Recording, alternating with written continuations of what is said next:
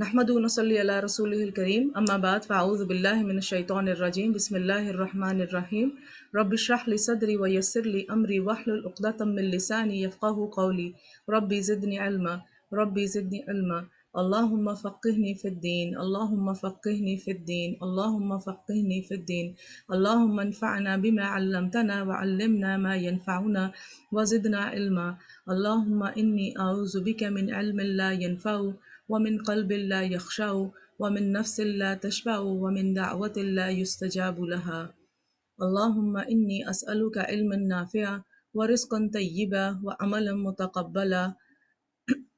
हिदायत की दुआ कर लेते हैं। अल्लाहुम्मा अहदी क़ल्बी व सद्दिद लिसानी वस्लुल सहीमत क़ल्बी। अपनी नीयतें अल्लाह ताला के लिए खालिस कर लेते हैं। अल्लाहुम्मा अज्अल अमली कुल्लुहु सालिहा वजअल्हु लिवजहिका खालिसा वला तजअल लिअहदिन फ़ीहि शैअ अम्मा इन्नका अफ़ुव्वुन तुहिब्बुल अफ़्व फ़अफ़ु अन्ना अल्लाहुम्मा अजिरनी मिनन नार। अल्हम्दुलिल्लाह अल्लाह का लाख लाख शुक्र है। हमने 29 पारा कल काफ़ी हद तक कर लिया था। अब उसकी चंद 3-4 सूरतें आखिर की रह गई हैं, तो हम सूरह नूह से इंशाल्लाह शुरू करेंगे। मगर उससे पहले थोड़ा सा इल्म के बारे में कुछ बातें पढ़ लेते हैं। नबी अकरम सल्लल्लाहु अलैहि वसल्लम ने फरमाया, जो शख्स इल्म के रास्ते में चले अल्लाह ताला इसके लिए जन्नत का रास्ता आसान कर देता है। आप सबको भी इल्म की मजलिस में, कुरान की मजलिस में खुश आमदीद कहती हूँ और दुआ करती हूँ कि वाकई अल्लाह हमारे लिए जन्नत की राहें आसान कर दे।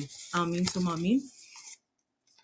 जहाँ इल्म हासिल करने के फ़ायदे होते हैं वहाँ इल्म ना हासिल करने के नुकसान भी होते हैं। ला इल्मी अपने और दूसरों की गुमराही का बायस होती है। मसलन एक माँ अगर जाहिल है, ला इल्म है, तो ख़ुद भी भटकती हुई होगी और अपने बच्चों को भी भटका देगी। और इस तरह तमाम लीडर्स जो ख़ुद सही तौर पर इल्म नहीं रखते, जब वो बग़ैर इल्म के बात करते हैं तो इनकी बात जहाँ तक पहुँचती है इन लोगों को भी गुमराही का बायस बनाती है। हज़ूर अकरम सल्लल्लाहु अलैहि वसल्लम ने फरमाया, दो हसलतें ऐसी हैं जो मुनाफिक में कभी जमा नहीं हो सकती। यानी कि मुनाफिक इंसान कभी भी दो चीज़ें ये हासिल नहीं कर सकता, एक तो अच्छा अखलाक और दूसरा दीन की समझ। तो अल्लाह का लाख लाख शुक्र है कि अल्लाह ताला ने हम सबको यहाँ इकट्ठा किया है कि हम दीन को पढ़ें और पढ़ाएं। बिन बाज कहते हैं कि इंसान जब इल्म की मजलिस में हाजिर ना हो, ना ही खुतबा सुने और इसकी परवाह भी ना हो कि अहले इल्म क्या कहते हैं, तो इसकी गफलत बढ़ती जाती है और इसका दिल सख्त हो जाता है, यहाँ तक कि इस पर मोहर लगा दी जाएगी तो वो गफलों में शुमार होगा। अल्लाह ताला हमें इससे महफूज रखे। चलें जी, सूरह नूह शुरू करते हैं। बिस्मिल्लाहिर्रहमानिर्रहीम। शुरू अल्लाह के नाम से जो बड़ा मेहरबान निहायत रहम वाला है। इन्ना अरसलना नूहन इला कौमिही अन अंज़िर कौमिका मिन क़ब्लि अन यअतियहुम अज़ाबुन अलीम कुल या कौमि इन्नी लकुम नज़ीरुम मुबीन अन अअ्बुदुल्लाह वत्तक़ूहु व अतीऊन। हमने नूह को इनकी कौम की तरफ भेजा कि बेशतर इसके कि इन पर दर्द देने वाला अजाब वाक़ हो, अपनी कौम को ख़बरदार कर दे। तो दोबारा नूह अलैहिस्सलाम की जो हमने सारी वाक़या जो था वो पिछली सूरतों में हम पढ़ चुके हुए हैं कि किस तरह वो अपने कौम की तरफ आए और 950 साल वो जो है वो दीन व दावत का काम करते रहे और आखिर में सिर्फ 80 लोग थे उनके साथ जो कि कश्ती पे सवार हुए थे और उनमें भी उनका अपना बेटा नहीं था।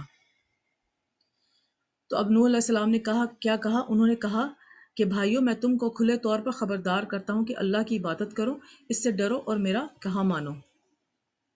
तो हर नबी ने अपनी कौम को अल्लाह की इबादत के लिए दावत दी है। जिन और इंसान की तख्लीक का मकसद भी अल्लाह की इबादत है और मरने के बाद भी जब इंसान कब्र में जाएगा तो फरिश्ते आकर पूछेंगे, मा कुन्तु तअबुदु, तुम किसकी इबादत करते थे?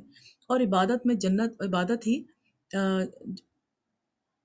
जन्नत में दाखिले का बायस है। हज़ूर अकरम सल्लल्लाहु अलैहि वसल्लम ने फरमाया, रहमान की इबादत करो, सलाम को आम करो, खाना खिलाओ, तुम जन्नतों में दाखिल हो जाएंगे। पीछे काफ़ी सारी हदीस में वक्त के साथ साथ हम लोग ये पढ़ते रहे हैं कि जन्नत में दाखिले के क्या क्या असबाब हैं। तो आज हम ये पढ़ें कि रहमान की इबादत करो, सलाम को आम करो, खाना खिलाओ, तुम जन्नतों में दाखिल हो जाओगे। आया नंबर 4, वो तुम्हारे गुनाह बख्श देगा और मौत के वक्त मुकर्रर तक तुमको मोहलत अदा करेगा। जब अल्लाह का मुकर्रर किया हुआ वक्त آ جاتا ہے تو تاخیر نہیں کی جاتی، کاش تم جانتے۔ موت تو برحق ہے، اس لیے موت کے بارے میں بات کرتے ہوئے بھی انسان کو ڈرنا نہیں چاہیے، اور ہمیشہ اپنی موت کی تیاری کر کے رکھنی چاہیے انسان کو، کہ آج اور اگر ابھی اگلا لمحہ ہماری موت کا آ گیا تو ہم کس حالت میں ہوں گے، اللہ تعالیٰ کو کس حالت میں ملیں گے، کون سے فرشتے ہمارے پاس آئیں گے۔ آیہ نمبر 5، جب لوگوں نے نہ مانا تو نوح نے اللہ سے عرض کی کہ پروردگار، میں اپنی قوم کو رات دن بلاتا رہا، یعنی کہ 950 سال بلاتا رہا، کوئی لمحہ جو ہے میں نے ضائع نہیں کیا، اور اپنی قوم کو بلاتا رہا، لیکن میرے بلانے سے وہ اور زیادہ گریز کرتے ہیں۔ جب جب میں نے ان کو بلایا کہ توبہ کریں تو ان کو معاف فرمائے، تو انہوں نے اپنے کانوں میں انگلیاں دے لیں اور اپنے اوپر کپڑے اوڑھ لیے اور اڑ گئے، اور خوب تکبر کرنے والے تھے۔ آج بھی ایسے لوگوں سے آپ کا واسطہ پڑتا ہوگا جن کو ہر طریقے سے آپ سمجھانے کی کوشش کرتے ہیں، لیکن وہ کسی طرح سے ہاتھ نہیں آتے، اور اس میں انسان کی اپنی اولاد بھی ہو سکتی ہے۔ تو بس ایسی صورت میں اللہ تعالیٰ سے دعا کرنی چاہیے۔ آپ نے اپنی حجت تمام کر دی کہ کسی کو بھی کوئی دین کی دعوت دینے کے لیے، مگر اگر اگلے کو نہیں بات سمجھ آ رہی تو بس اگر وہ آپ کے رشتہ داروں میں سے ہے تو آپ ان کے لیے بس بہت زیادہ جو ہے، آج کل بھی دعاؤں کا ٹائم ہے، تو بہت زیادہ ان کے لیے دعائیں کرتے رہیں۔ آیہ نمبر 8، پھر میں ان کو بلند آواز سے بھی بلاتا رہا، پھر اعلانیہ اور رازداری سے بھی سمجھاتا رہا، یعنی کہ کون سا طریقہ نہیں ہے جو حضرت نوح علیہ السلام نے نہ اختیار کیا، یعنی رسالت کے پیغام کو پہنچانے کے لیے انتہا درجے کی کوشش کی، کہ ہر طریقہ میں نے اختیار کر لیا۔ اس لیے ہمارے لیے بھی ہے کہ ہم اپنی صلاحیت کے حساب سے جو بھی طریقہ اختیار کر سکتے ہیں، جو بھی اسکلز اللہ تعالیٰ نے ہمیں دیے ہوئے ہیں، آپ اچھی بات کر سکتے ہیں، اس طریقے سے آپ استعمال کریں۔ آپ کی کوئی بات سننے والا ہے تو آپ ان کو جو ہے ان سے پہلے بات شروع کریں، اور ان کو پھر ذریعہ بنائیں کہ وہ آگے کسی سے بات کریں، نہ کہ آپ تھرڈ پارٹی سے بات کریں جو کہ آپ کی بات بالکل سننے کو تیار نہ ہوں۔ پھر اگر آپ میں کھانا بنانے کی اچھی صلاحیت ہے تو ایسی محفلوں میں کھانا آپ بنا کر لے کے جا سکتے، اسنیکس لے کے جا سکتے ہیں، کہ آپ جو ہے وہ وہاں پر دین و دعوت کی کام ہو رہا ہے۔ پھر اگر آپ کو جو ہے وہ یہاں پہ اکثر میں دیکھتی ہوں کہ ہاسپٹلز میں کیپس، کبھی کینسر پیشنٹ کے لیے کیپس، وہ جو نیٹنگ کا کام ہوتا ہے یا کریشیا کا کام ہوتا ہے، تو وہ کر کے تو ان میں کیپس ڈسٹریبیوٹ کرتی ہیں۔ اگر آپ کے پاس ایسی کوئی صلاحیت ہے تو اس طرح کی کوئی بھی آپ شال بنا کر یا کیپ بنا کر یا جو ہے وہ کچھ بھی آپ اس طرح سے موزے بنا کر تو آپ لے کے جا سکتے ہیں، اور وہاں پہ بیٹھے ہوئے بوڑھے بزرگ حضرات کو آپ وہ گفٹ کر سکتے ہیں۔ تو اپنی کوئی نہ کوئی جو بھی آپ میں صلاحیت، اللہ تعالیٰ نے اگر آپ کو مال دیا ہوا ہے تو آپ مال کے ذریعے کچھ گفٹس وغیرہ وہاں پہ لے کے جا سکتے ہیں ایسی محفلوں میں، اور جو ہے تاکہ وہ محفل میں جو ہے وہ ایک لوگوں کو پتہ ہو کہ ہاں یہ اللہ تعالیٰ کی محفل ہے، اور اس میں اتنے اچھے لوگ آتے ہیں، اور پھر آپ جب صدقہ کریں گے دوسروں لوگوں کا بھی جو ہے وہ صدقہ کرنے کی توفیق ہوگی، اور دل جو ہے پھر انسان کے نرم پڑے گا، اور اللہ تعالیٰ کی بات جو ہے وہ اچھی طرح سے دل میں آئے گی۔ تو جو طریقہ آپ اختیار کر سکتے ہیں، کبھی بھی اسٹیپ بیک کر کے پیچھے ہو کے نہ بیٹھ رہے کہ نہیں میں تو بس یہاں سننے آیا ہوں، یا میں یہاں پر جو ہوں میں کیا کام کر سکتا ہوں، میرے تو بس میں کچھ بھی نہیں ہے۔ نہیں، اگر آپ ٹھیک ہے، اگر آپ پڑھ کے نہیں سنا سکتے یا جو ہے، مگر آپ اس کے علاوہ بہت سارے کام ہو سکتے ہیں، جیسے آپ ایسی مجلسوں میں جا کے پہلے صفائی کر دی، یا اگر مجلس میں بیٹھنے کے لیے کسی کو تکلیف ہے تو آپ نے کرسیاں وغیرہ لگوا دی وہاں پر، اور وہاں پہ بندوبست آپ نے کر دیا۔ تو جو بھی آپ کی صلاحیت ہے کہ لوگوں کو کسی قسم کی تکلیف نہ ہو وہاں پر آ کے دین کی بات سمجھنے کے لیے، تو آپ کوئی بھی اس طرح کا کام کر سکتے ہیں جس طرح نوح علیہ السلام نے کیا۔ آیہ نمبر 10، پھر میں نے کہا، یعنی کہ نوح علیہ السلام نے کہا کہ اپنے پروردگار سے معافی مانگو کہ وہ بڑا معاف کرنے والا ہے، وہ تم پر آسمان سے موسلا دھار می برسائے گا، یعنی کہ بارش برسائے گا، اور تمہارا مال اور بیٹوں میں اضافہ کرے گا، اور تمہیں باغ عطا کرے گا، اور ان میں تمہارے لیے نہریں بہا دے گا۔ یعنی کہ یہ استغفار کے فائدے ہیں جو قرآن سے پتہ چلتے ہیں کہ دنیا کی نعمتیں استغفار سے حاصل ہوتی ہیں۔ تو جب اوپر آیہ نمبر 10 میں انہوں نے استغفار کی بات کہی تو انہوں نے کیا کہا کہ استغفار کے کیا فائدے ہیں، کہ دنیا کی نعمتیں استغفار سے حاصل ہوتی ہیں، استغفار کرنے سے اللہ تعالیٰ کی رحمت حاصل ہوتی ہے، مغفرت حاصل ہوتی ہے، دنیا کا بہترین سامان ملتا ہے، اللہ کے عذاب سے رکاوٹ ہوتی ہے، یعنی کوئی مصیبت آنے والی ہوتی ہے تو وہ آپ کے عذاب سے ٹل جاتی ہے۔ آپ کی اولاد پہ، آپ کے مال کے اوپر کوئی مصیبت آئے، یا آپ کے جو بھی آپ کا جو تجارت کا مال ہے یا بزنس ہے اس پہ خدا نخواستہ کوئی مصیبت آنے والی ہو، تو استغفار جو ہے وہ اس کو مٹا دیتا ہے۔ تو اس لیے ہمیں استغفار کو جو ہے نا اپنی دن رات کی روٹین میں شامل کر لینا چاہیے۔ آیہ نمبر 13، تم کو کیا ہوا ہے کہ تم اللہ کی عظمت کا اعتقاد نہیں رکھتے، یعنی تمہیں اللہ کا خوف نہیں، اللہ سے حیا نہیں۔ نمبر 40، حالانکہ اس نے تم کو طرح طرح کی حالتوں میں پیدا کیا ہے، کیا تم نے نہیں دیکھا کہ اللہ نے 7 آسمان کیسے اوپر تلے بنائے ہیں؟ میرا خیال ہے کہ ہر دوسری صورت میں، تقریباً ہر صورت میں ہی ہم اللہ تعالیٰ کی جو اتنی بڑی تخلیق ہے، آسمان اور زمین کی تخلیق، اس کو ہم لوگ دیکھتے ہیں۔ اس کا مطلب ہے کہ ہمیں آسمان اور زمین کے اوپر جو ہے بہت زیادہ غور و فکر کرنے کی ضرورت ہے، کہ اس پہ غور و فکر کر کے ہم اللہ تعالیٰ کی جو ہے وہ بڑائی جو اللہ تعالیٰ کی ہے، جو عظمت اللہ تعالیٰ کی ہے، اس کو جان سکیں۔ جب ہم اس کو جانیں گے تو اللہ تعالیٰ ہمارے لیے ہدایت کے راستے اور آسان کر دیں گے انشاءاللہ تعالیٰ۔ تو کیا تم نہیں دیکھتے کہ اللہ نے 7 آسمان کیسے اوپر تلے بنائے، اور چاند کو اس میں روشن بنایا، اور سورج کو چراغ بنایا؟ سبحان اللہ۔ تو چاند کو روشن بنایا، تو چاند جو ہے اس کی اپنی کوئی روشنی نہیں ہے، یہ کافی عرصے بعد جو ہے سائنس نے دریافت کیا تھا۔ سورج کو چراغ بنائے، کہ اصل جو چراغ ہے وہ سورج ہے، اور سورج کی روشنی ہی چاند پہ پڑتی ہے تو چاند روشن ہوتا ہے۔ تو سبحان اللہ، یہ اللہ تعالیٰ نے دیکھیں، اگر اس آیت پہ غور کیا جائے تو چاند کی اپنی کوئی روشنی نہیں، چاند صرف روشن ہو رہا ہے کسی کی روشنی لے کے، اور کس کی؟ سورج کی روشنی لے کے۔ سبحان اللہ۔ اللہ ہی نے تم کو زمین سے ایک خاص طرح سے پیدا کیا ہے، یعنی زمین کی خوراک پر ہی تم پل کر ماں کے پیٹ میں بڑے ہوتے ہو، اور دنیا میں بھی پھر پھلتے پھولتے ہو، پھر اسی میں تمہیں وہ لوٹا دے گا اور اسی میں تم کو کھڑا کرے گا۔ یعنی سبحان اللہ، دو اپوزٹ خصوصیات۔ زمین سے نکلی ہوئی چیز سے انسان بڑھتا ہے، پھلتا پھولتا ہے، اور پھر جب اس کا جسم بڑھ جاتا ہے، وہ مر جاتا ہے، تو دوبارہ زمین میں واپس اپنے اندر اس کو ڈیزالو کر لیتی ہے۔ اب اس کو بڑا نہیں کر سکتی، اب اس کو ختم نہیں کرتی۔ سب کچھ کس کے حکم سے ہو رہا ہے؟ اللہ تعالیٰ کے ہی حکم سے ہو رہا ہے۔ پھر وہی موت کی بات آ گئی، تو انسان کو جو ہے نا، قرآن میں ہر دوسرے بارے میں، ہر دوسری جگہ پہ آپ کو موت کی بات ملے گی، زمین آسمان کی بات ملے گی۔ تو انسان کو اس لیے اپنی موت کو ہر وقت یاد رکھنا چاہیے، پھر ہی انسان سیدھے راستے پہ رہ سکتا ہے، ورنہ جو ہے وہ مشکل ہے کہ انسان بہت جلدی بھول جاتا ہے، اس کو ریمائنڈرز بار بار چاہیے ہوتے ہیں۔ آیت نمبر 19، اور اللہ ہی نے زمین کو تمہارے لیے فرش بنایا تاکہ اس کے بڑے بڑے کشادہ راستوں پر تم پھرو چلو۔ آخر میں نوح نے عرض کی کہ میرے پروردگار، یہ لوگ میرے کہنے پر نہیں چلے، اور ایسوں کے تابع ہوئے ہیں جن کو ان کے مال اور اولاد نے نقصان کے سوا کچھ نہیں فائدہ دیا، اور بڑی بڑی چالیں چلے۔ تو یہاں پر آپ دیکھیں کہ لوگوں کا جو بگاڑ تھا حضرت نوح صلی اللہ علیہ السلام کی قوم میں، وہ زیادہ مال اور اولاد کی وجہ سے تھا، کہ مال اور اولاد نے ان کو کافی جو ہے وہ غفلت میں ڈال دیا تھا، اور ویسے بھی مال اور اولاد جو ہے وہ آپ کا فتنہ ہے۔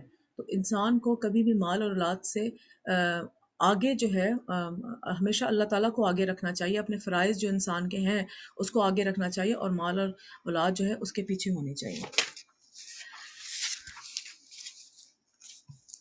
اور کہنے لگے کہ اپنے معبودوں کو ہرگز نہ چھوڑنا، اور ود اور سوا اور یغوث اور یعوق اور نصر کو کبھی نہ چھوڑنا۔ تو یہاں پر یہ ان کے بتوں کے نام ہیں، اور اصل میں یہ بڑے بزرگ تھے، بڑی بڑی شخصیات تھیں، جن کے مرنے کے بعد انہوں نے ان کی تصویریں اور بت بنا لیے، اور پھر یہ کہہ کر کہ یہ ہمیں اللہ کی یاد دلاتے ہیں، اور پھر کچھ عرصے کے بعد جب وہ جنریشن ختم ہوئی تو اگلی جنریشن نے ڈائریکٹ ان کو پوجا ہی کرنا شروع کر دیا، یہاں سے بت پرستی کا آغاز۔ تو بت پرستی کا اصل آغاز جو ہے نوح علیہ السلام کی قوم سے ہوا تھا۔ ہوا کیسے تھا کہ آہستہ آہستہ ان کے جو بڑے بزرگ فوت ہوئے تھے، ان کی یاد میں انہوں نے ان کی تصویریں بنائیں، اور تصویریں بنا کے انہوں نے اپنے گھروں میں یا کسی ایسی امپورٹنٹ جگہ پہ رکھی ہوئی۔ جب وہ نیکسٹ جنریشن آئی یا ان کے بت بنائے ہوئے تھے، تو ان کو انہوں نے جو ہے وہ صرف اس لیے بنائے تھے، عبادت کے لیے نہیں، صرف اس لیے بنائے تھے کہ اس کے ذریعے وہ اپنے جو ہے وہ پیاروں کو یاد کریں۔ اور پھر نیکسٹ جنریشن آئی اور انہوں نے کہا کہ یہ پتہ نہیں کتنے بڑے عظیم لوگ تھے جن کی تصویریں بنی ہوئی ہیں، تو ہم جو ہے نا ان کی پوجا شروع کر دیتے ہیں۔ تو اس طرح آہستہ آہستہ انسان کو شیطان نے جو ہے وہ اس طرح بت پرستی کی طرف لے کر آیا، اور شیطان نے بڑی گہری چال چلی، ایک ہی دفعہ ایک راتوں رات اس نے بتوں کی پوجا کروانا نہیں شروع کروا دی۔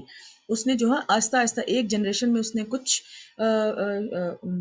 ایک جنریشن میں اس نے صرف تصویریں بنوائیں، نیکسٹ جنریشن میں تصویریں اور بتیں بنوائیں، اور نیکسٹ جنریشن میں اس نے جو ہے ان کی پوجا کرنا ان کو سکھا دیا کہ یہ تو بہت بڑی کوئی چیزیں ہیں، تو یہ اللہ کی یاد بھی ہمیں دلاتے ہیں، تو جو ہے وہ اس طرح انہوں نے اس کی پوجا شروع کروایا۔ تو شیطان جو ہے نا بہت آہستہ آہستہ جو ہے نا چالیں چلتا رہتا ہے، اور ہمیں احساس بھی نہیں ہوتا اس کا کہ وہ ہم شیطان کی چال بازیوں میں آ رہے ہیں۔ ایک منٹ۔ تو اللہ تعالیٰ ہمیں ان شیطان کی چال بازیوں سے بچائے۔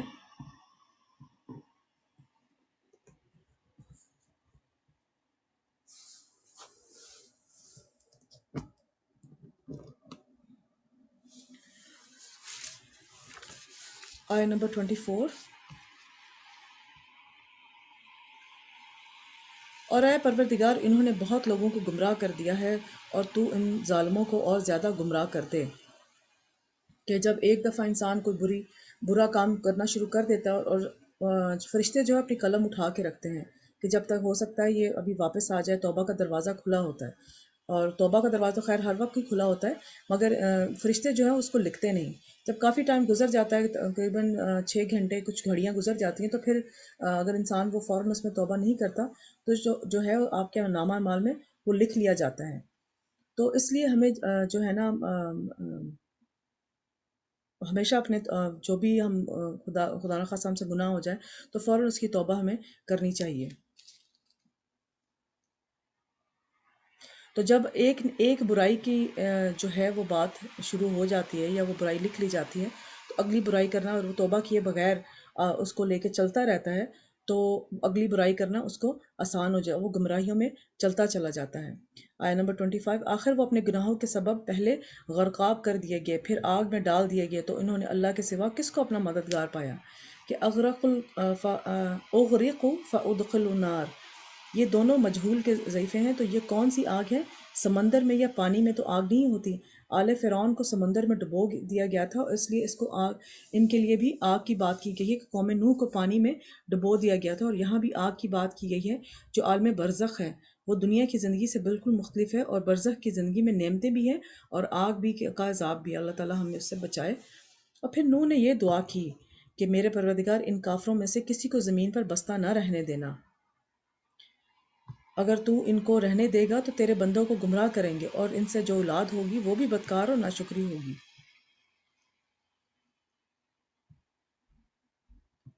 اے میرے پروردگار، مجھ کو اور میرے ماں باپ کو، اور جو میرے ایمان لا کر میرے گھر میں آئے، اور جو ایمان لا کر میرے گھر میں آئے، اس کو اور تمام ایمان والوں کو، مردوں اور ایمان والی عورتوں کو معاف فرما، اور ظالم لوگوں کے لیے اور زیادہ تباہی کر۔ تو یہاں سے دعا کرنے کا طریقہ بھی پتہ چل رہا ہے، وہ کیا ہے کہ انسان پہلے اپنے لیے دعا کرے، پھر جو قریب ترین ہے، جس کا احسان سب سے زیادہ ہے، جیسے ہمارے والدین ہیں، ان کے لیے دعا، پھر اس کے بعد جو بھی مومن ہیں ان کے لیے دعا کرے۔ نبی صلی اللہ علیہ وسلم بھی جب کسی کے لیے دعا کرنے لگتے تو پہلے خود اپنے لیے دعا کرتے، رب اغفر لی، کہ اے پروردگار مجھے معاف کر دے، ولی والدیہ، اور میرے والدین کو، ولمن دخل بیتی، اور جو ایمان لے کر آئے میرے گھر میں آئے، اور اس کو، وللمؤمنین، اور تمام ایمان والے مردوں کا، والمؤمنات، اور تمام ایمان والی عورتوں کا، ولا تزد الظالمین الا تبارا، اور ظالم لوگوں کے لیے اور زیادہ تباہی کر۔ تو یہاں پر ہماری یہ صورت ختم ہوتی ہے، بہت ہی پیاری دعا کے ساتھ ختم ہوئی ہے صورت۔ اس میں یہ دعا ہم انشاءاللہ یاد کرنے کی کوشش کریں گے، آپ کو قرآنک دعاؤں میں یہ مل جائے گی انشاءاللہ۔ اب بہت امپورٹنٹ صورت شروع ہوتی ہے، سورۃ الجن۔ اعوذ باللہ من الشیطان الرجیم، بسم اللہ الرحمن الرحیم۔ شروع اللہ کے نام سے جو بڑا مہربان نہایت رحم والا ہے۔ قل اوحی الی انہ استمع نفر من الجن فقالوا انا سمعنا قرآنا عجبا یہدی الی الرشد فآمنا به ولن نشرک بربنا احدا وَأَنَّهُ تَعَالَى جَدُّ رَبِّنَا مَا اتَّخَذَ صَاحِبَةً وَلَا وَلَدًا۔ اے پیغمبر صلی اللہ علیہ وسلم، لوگوں سے کہہ دو کہ میرے پاس وحی آئی ہے کہ جنوں کی ایک جماعت نے اس کتاب کو سنا تو کہنے لگے کہ ہم نے ایک عجیب قرآن سنا ہے۔ یہ وحی کے ذریعے بتایا گیا تھا کہ آپ صلی اللہ علیہ وسلم عالم غیب نہیں رکھتے، کہ جنہوں نے بات سنی تھی آپ کی، تو یہ آپ کو خود نہیں تھا پتہ لگا، وحی کے ذریعے آپ کو پتہ لگا تھا۔ جو بھلائی کا راستہ بتاتا ہے سو ہم اس پر ایمان لے آئے، اور ہم اپنے پروردگاروں کے ساتھ کسی کو شریک نہیں بنائیں گے۔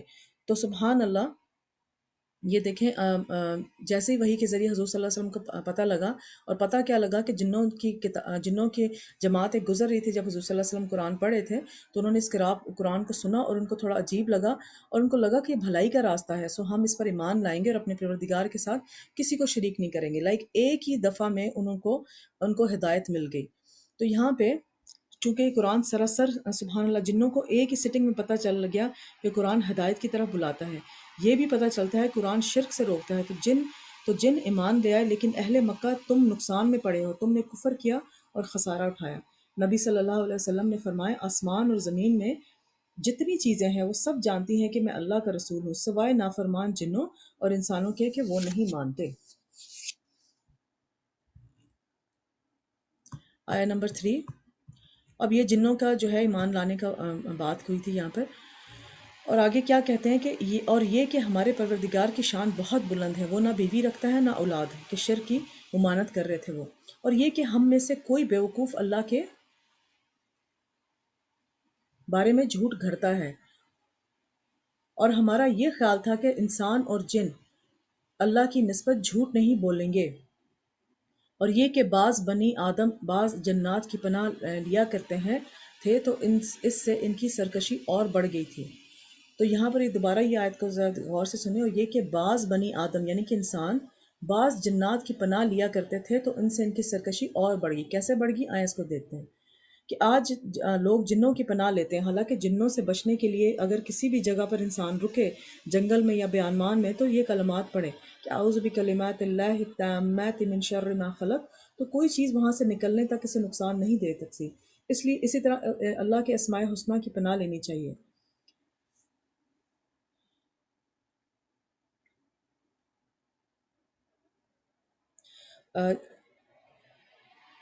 جج سے کعب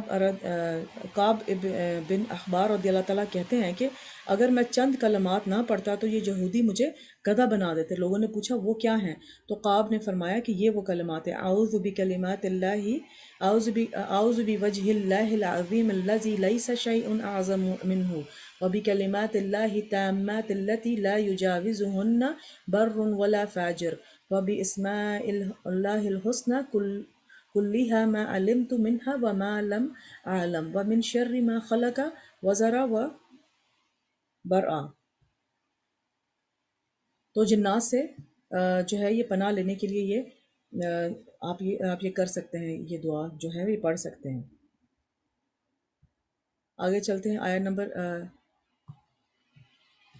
ہاں، تو بعض آدمی بنی آدم نے جنات کی پناہ لیا تھے، تو یعنی کہ اکثر آدمی جو ہیں، اکثر بنی آدم جو ہیں وہ جنات کو اپنے قابو میں کر لیتے ہیں، اور ان کا قابو کرنے کا بہت ہی گندا طریقہ ہوتا ہے، اور اس میں ان کو چلے کاٹنے پڑتے ہیں، نمازوں سے لاپرواہی برتنی پڑتی ہے، اور جنوں کی بہت ساری باتیں ماننی پڑتی ہیں، گندی گندی جگہوں پہ جا کے رہنا پڑتا ہے، کیونکہ جنات جو ہیں جو خبیث جن ہوتے ہیں وہ گندی جگہوں پر ہوتے ہیں، اور وہ گندی جگہوں پر رہتے ہیں، اور جو ہے وہ پھر آدمی کہتے ہیں کہ تم فلانی جگہ جا کے اتنا چلا کاٹو، خدا کا ساتھ شرک کرو، قرآن کو الٹا پڑھو، جو بھی وہ طریقے اختیار کر، پھر جو ہے جنات ان کا کہنا ماننا شروع کرتے ہیں۔ یہ نہیں کہ آپ نے کسی کوئی کلام پڑھا اور اس کے بعد جو ہے وہ جنات آپ کی بات ماننا شروع کر دیں گے۔ وہ انسان جو ہے وہ جنات کی بات ہر طرح سے پہلے مانتا ہے، وہ شرک کرتا ہے، پھر جنات اس کے قابو میں آتے ہیں، اور پھر وہ بہت ہی بڑے پیر فقیر بن کے تو بیٹھے ہوتے ہیں، اور انسان لوگوں کو جو ہے نا پاگل بنا رہے ہوتے ہیں۔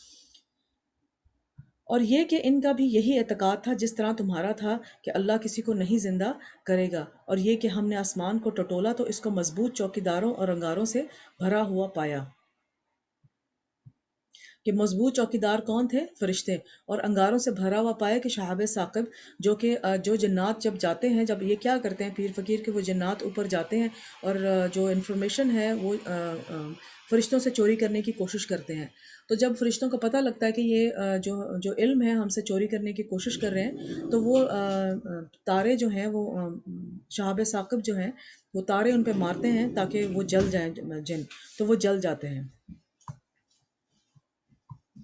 اور یہ کہ پہلے ہم وہاں بہت سے مقامات پر فرشتوں کی باتیں سننے کے لیے بیٹھا کرتے تھے، اب کوئی سننا چاہے تو اپنے لیے انگارہ تیار پاتا ہے، یعنی کہ وہ انگارہ جو ہے ان پہ برسایا جاتا ہے تاکہ وہ مر جائیں اور وہ انفارمیشن چوری نہ کر سکیں۔ بس اب اللہ تعالیٰ کے ہاتھ میں نا، بس اللہ تعالیٰ نے جو لوگ پیری فقیری کا یہ کام کرتے ہیں اور جو یہ شرک کرتے ہیں، تو ان کو اللہ تعالیٰ نے جو ہے ایک اپرچونٹی دی ہے کہ چلو ٹھیک ہے، تم جا کے انفارمیشن وہاں سے لے کے دیکھ لو تم کتنا کو فساد تم جو ہے وہ یہاں پر پھیلا سکتے ہو۔ تو اللہ تعالیٰ ہمیں ان سے بچائے۔ اور یہ کہ ہمیں معلوم نہیں کہ اس سے اہل زمین کے ساتھ برائی مقصود ہے یا ان کے پروردگار نے ان کی بھلائی کا ارادہ فرمایا ہے، اور یہ کہ ہم میں بعض نیک ہیں اور بعض دوسری طرح کے، ہمارے کئی طرح کے مذہب ہیں، کہ جنوں میں جو نیک جن بھی ہیں اور برے جن بھی ہیں۔ تو جو نیک جن ہے وہ ضرور اسلام کی تعلیم حاصل کرنے کے لیے اکثر جو ہے وہ جد و جہد کرتے رہتے ہیں۔ اکثر آپ نے سنا ہوگا کہ کافی علماء جو ہیں وہ کچھ عرصے کے لیے غائب ہو جاتے ہیں، پتہ نہیں ہوتا کہ وہ کہاں ہیں، پھر آ کے وہ قصے سناتے ہیں کہ ہمیں جن اٹھا کے لے گئے تھے اور وہاں پہ ان کی بستی کو جو ہم نے تعلیم دینی تھی۔ اور اس کے علاوہ بھی جو ہے وہ جنات اکثر ہیومن فارم میں بھی اکثر آ جاتے ہیں، اور جو ہے وہ جو درس و تدریس کی جگہ ہے وہاں پر جا کے تو پھر باقاعدہ قرآن کی تعلیم حاصل جو ہے کرتے ہیں۔ آیت نمبر 12، اور یہ کہ ہم نے سمجھ لیا ہے کہ ہم زمین میں خواہ کہیں ہوں اللہ کو ہرا نہیں سکتے اور نہ بھاگ کر اس کو تھکا سکتے ہیں۔ اور جب ہم نے ہدایت کی بات سنی اس پر ایمان لے آئے، سو جو شخص اپنے پروردگار پر ایمان لاتا ہے تو اس کو نہ نقصان کا خوف ہے اور نہ کسی طرح کے ظلم کا۔ اب جنات، اگر کسی کو شک ہو کہ ان کے گھر میں جنات کا سایہ ہے اور وہ ان کو تنگ کر رہے ہیں، تو اس پہ یہ ہے کہ سورۃ جن جو ہے آپ اس کو فوٹو کاپی کر کے تو اس کو وہاں پہ گھر میں لگا سکتے، پھر جن جب یہ پڑھیں گے سورت تو ان کو خدا کا خوف آئے گا اور وہ وہاں سے جانے کی کوشش کریں گے۔ اور یہ کہ ہم میں بعض فرما بردار ہیں اور بعض نافرمان ہیں، تو جو فرما بردار ہوئے وہ سیدھے راستے پر چلے۔ جنات کے بارے میں کہا ہے، اور جو نافرمان ہوئے وہ دوزخ کا ایندھن بنے۔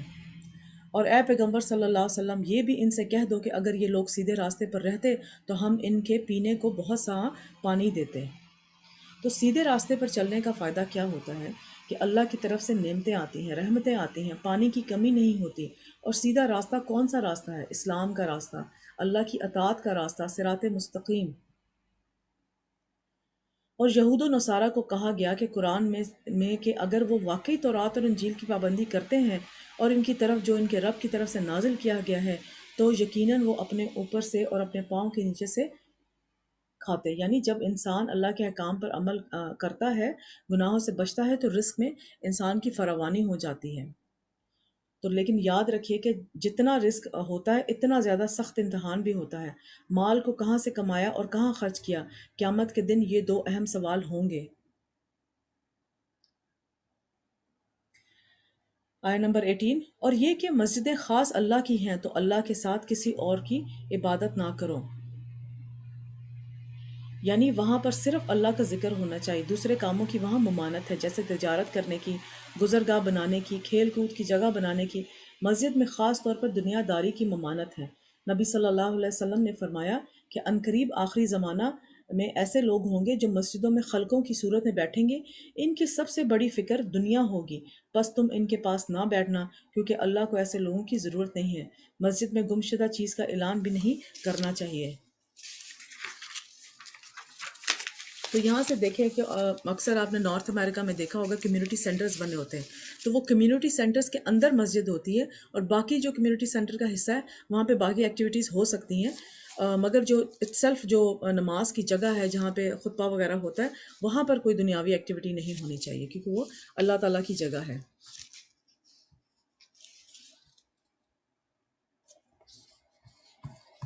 آیا نمبر 19، اور جب اللہ کے بندے یعنی یہ پیغمبر صلی اللہ علیہ وسلم اس کی عبادت کو کھڑے ہوں تو کافر ان کے گرد ہجوم کر لینے کو تھے۔ اے نبی صلی اللہ علیہ وسلم، کہہ دو کہ میں تو اپنے پروردگار ہی کی عبادت کرتا ہوں اور کسی کو اس کا شریک نہیں بناتا۔ یہ بھی کہہ دو کہ تمہارے لیے نہ کسی نقصان کا اور نہ نفع کا کچھ اختیار رکھتا ہوں، کہ حضور صلی اللہ علیہ وسلم صرف ہمیں تنبیہ کرنے کے لیے اس دنیا میں آئے تھے، کوئی نفع نقصان پہنچانے کے لیے نہیں آئے تھے نبی صلی اللہ علیہ وسلم۔ آیا نمبر 22، یہ بھی کہہ دو کہ اللہ کے عذاب سے مجھے کوئی پناہ نہیں دے سکتا، میں اس کے سوا کوئی جائے پناہ نہیں پاؤں گا۔ ہاں، اللہ کی طرف سے احکام کا اور اس کے پیغاموں کا پہنچا دینا ہی میرے ذمے ہے، اور جو شخص اللہ اور اس کے پیغمبر کی نافرمانی کرے گا تو ایسوں کے لیے جہنم کی آگ ہے، وہ ہمیشہ ہمیشہ اس میں رہیں گے۔ تو جو ہے پیغمبروں کی آگے جو یہ پیغام پہنچانے کی ذمہ داری یہ اب ہم پہ آتی ہے۔ ہر انسان کے اوپر کچھ نہ کچھ اللہ تعالیٰ کا پیغام پہنچانے کی ذمہ داری ہے، کچھ نہیں تو اپنے گھر میں تو ہے نا ذمہ داری، تو وہ ذمہ داری تو ہر انسان کو ضرور پوری کرنی چاہیے۔ اور پھر اللہ تعالیٰ اس ذمہ داری کو نبھاتے نبھاتے کچھ لوگوں کو چن لیتا ہے جو کہ باقی امت کی بھی ذمہ داری اپنے اپنے ان کے ہاتھ میں دے دیتا ہے، اور وہ باقی لوگوں کی ہدایت کا ذریعہ بن جاتے ہیں۔ اور گھر میں ماں باپ، بہن بھائی، بچے، سب کی ایک ذمہ داری ہوتی ہے کہ ایک دوسرے کو پڑھنے پڑھانے کا، قرآن کا کام کرتے رہیں۔ اور جب دیکھیں ماشاءاللہ آپ نے جتنا بھی ابھی تک قرآن پڑھا ہے، اس میں کوئی مشکل بات تو ہے ہی نہیں کہ کوئی مشکل بات جو ہمارے پلے نہ پڑے. کچھ باتیں ہیں جس کا جو ہے فتویٰ وغیرہ یا کوئی باتیں ڈیپ سے سمجھنے کی ضرورت ہے، ان کو اگر آپ چھوڑ بھی دیں تو وہ صرف 10 to 20% باتیں بنتی ہیں. اور باقی ہر جگہ جو ہے ہمیں اللہ تعالیٰ کی یہ ساری جو اللہ تعالیٰ نے کائنات بنائی ہے، اس کے اوپر غور و فکر کہ کیسے اللہ تعالیٰ نے یہ کائنات بنائی ہے، ہمارا یہاں کرنے کا کیا کام ہے، ہم نے کیسے کرنا ہے یہاں کام.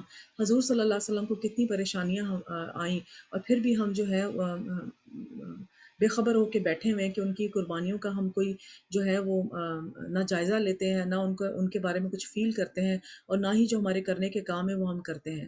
اور ہر جگہ جو ہے وہ موت کو جو ہے یاد رکھ کے انسان کو اپنی زندگی گزارنی چاہیے. بہت آسان اور سمپل باتیں ہیں، کچھ بھی ان میں مشکل باتیں نہیں. اور جیسے جیسے آپ قرآن کو بار بار بار بار دہرا کے پڑھتے رہیں گے ترجمے کے ساتھ اور تفسیر کے ساتھ، تو آپ کو بار بار وہ باتیں ریوائز ہوتی رہیں گی، اور ہم انشاءاللہ پھر سیدھے راستے پہ رہیں گے. سمپل سا رول ہے. آیا نمبر 24، یہاں تک کہ جب یہ لوگ وہ دن دیکھ لیں گے جس کا ان سے وعدہ کیا جاتا ہے، تب ان کو معلوم ہو جائے کہ مددگار کس کے کمزور ہیں اور شمار کن کا تھوڑا ہے. کہ جنہوں نے جنات کو اور جو باقی دنیا کی خواہشوں کو اپنا جو ہے وہ الہ بنایا ہوا ہے، اپنا معبود بنایا ہوا ہے، تو وہاں پر کوئی بھی جو ہے ان کے کام نہیں آئے گا. آیا نمبر 25، کہہ دو جس دن کا تم سے وعدہ کیا جاتا ہے میں نہیں جانتا کہ وہ عنقریب آنے والا ہے، یا میرے پروردگار نے اس کی مدت دراز کر دی ہے. کہ حضور صلی اللہ علیہ وسلم کو کچھ بھی پتہ نہیں تھا اس دن کا، اور نہ ہی کسی کو پتہ ہے اس دن کا سوائے اللہ تعالیٰ کے.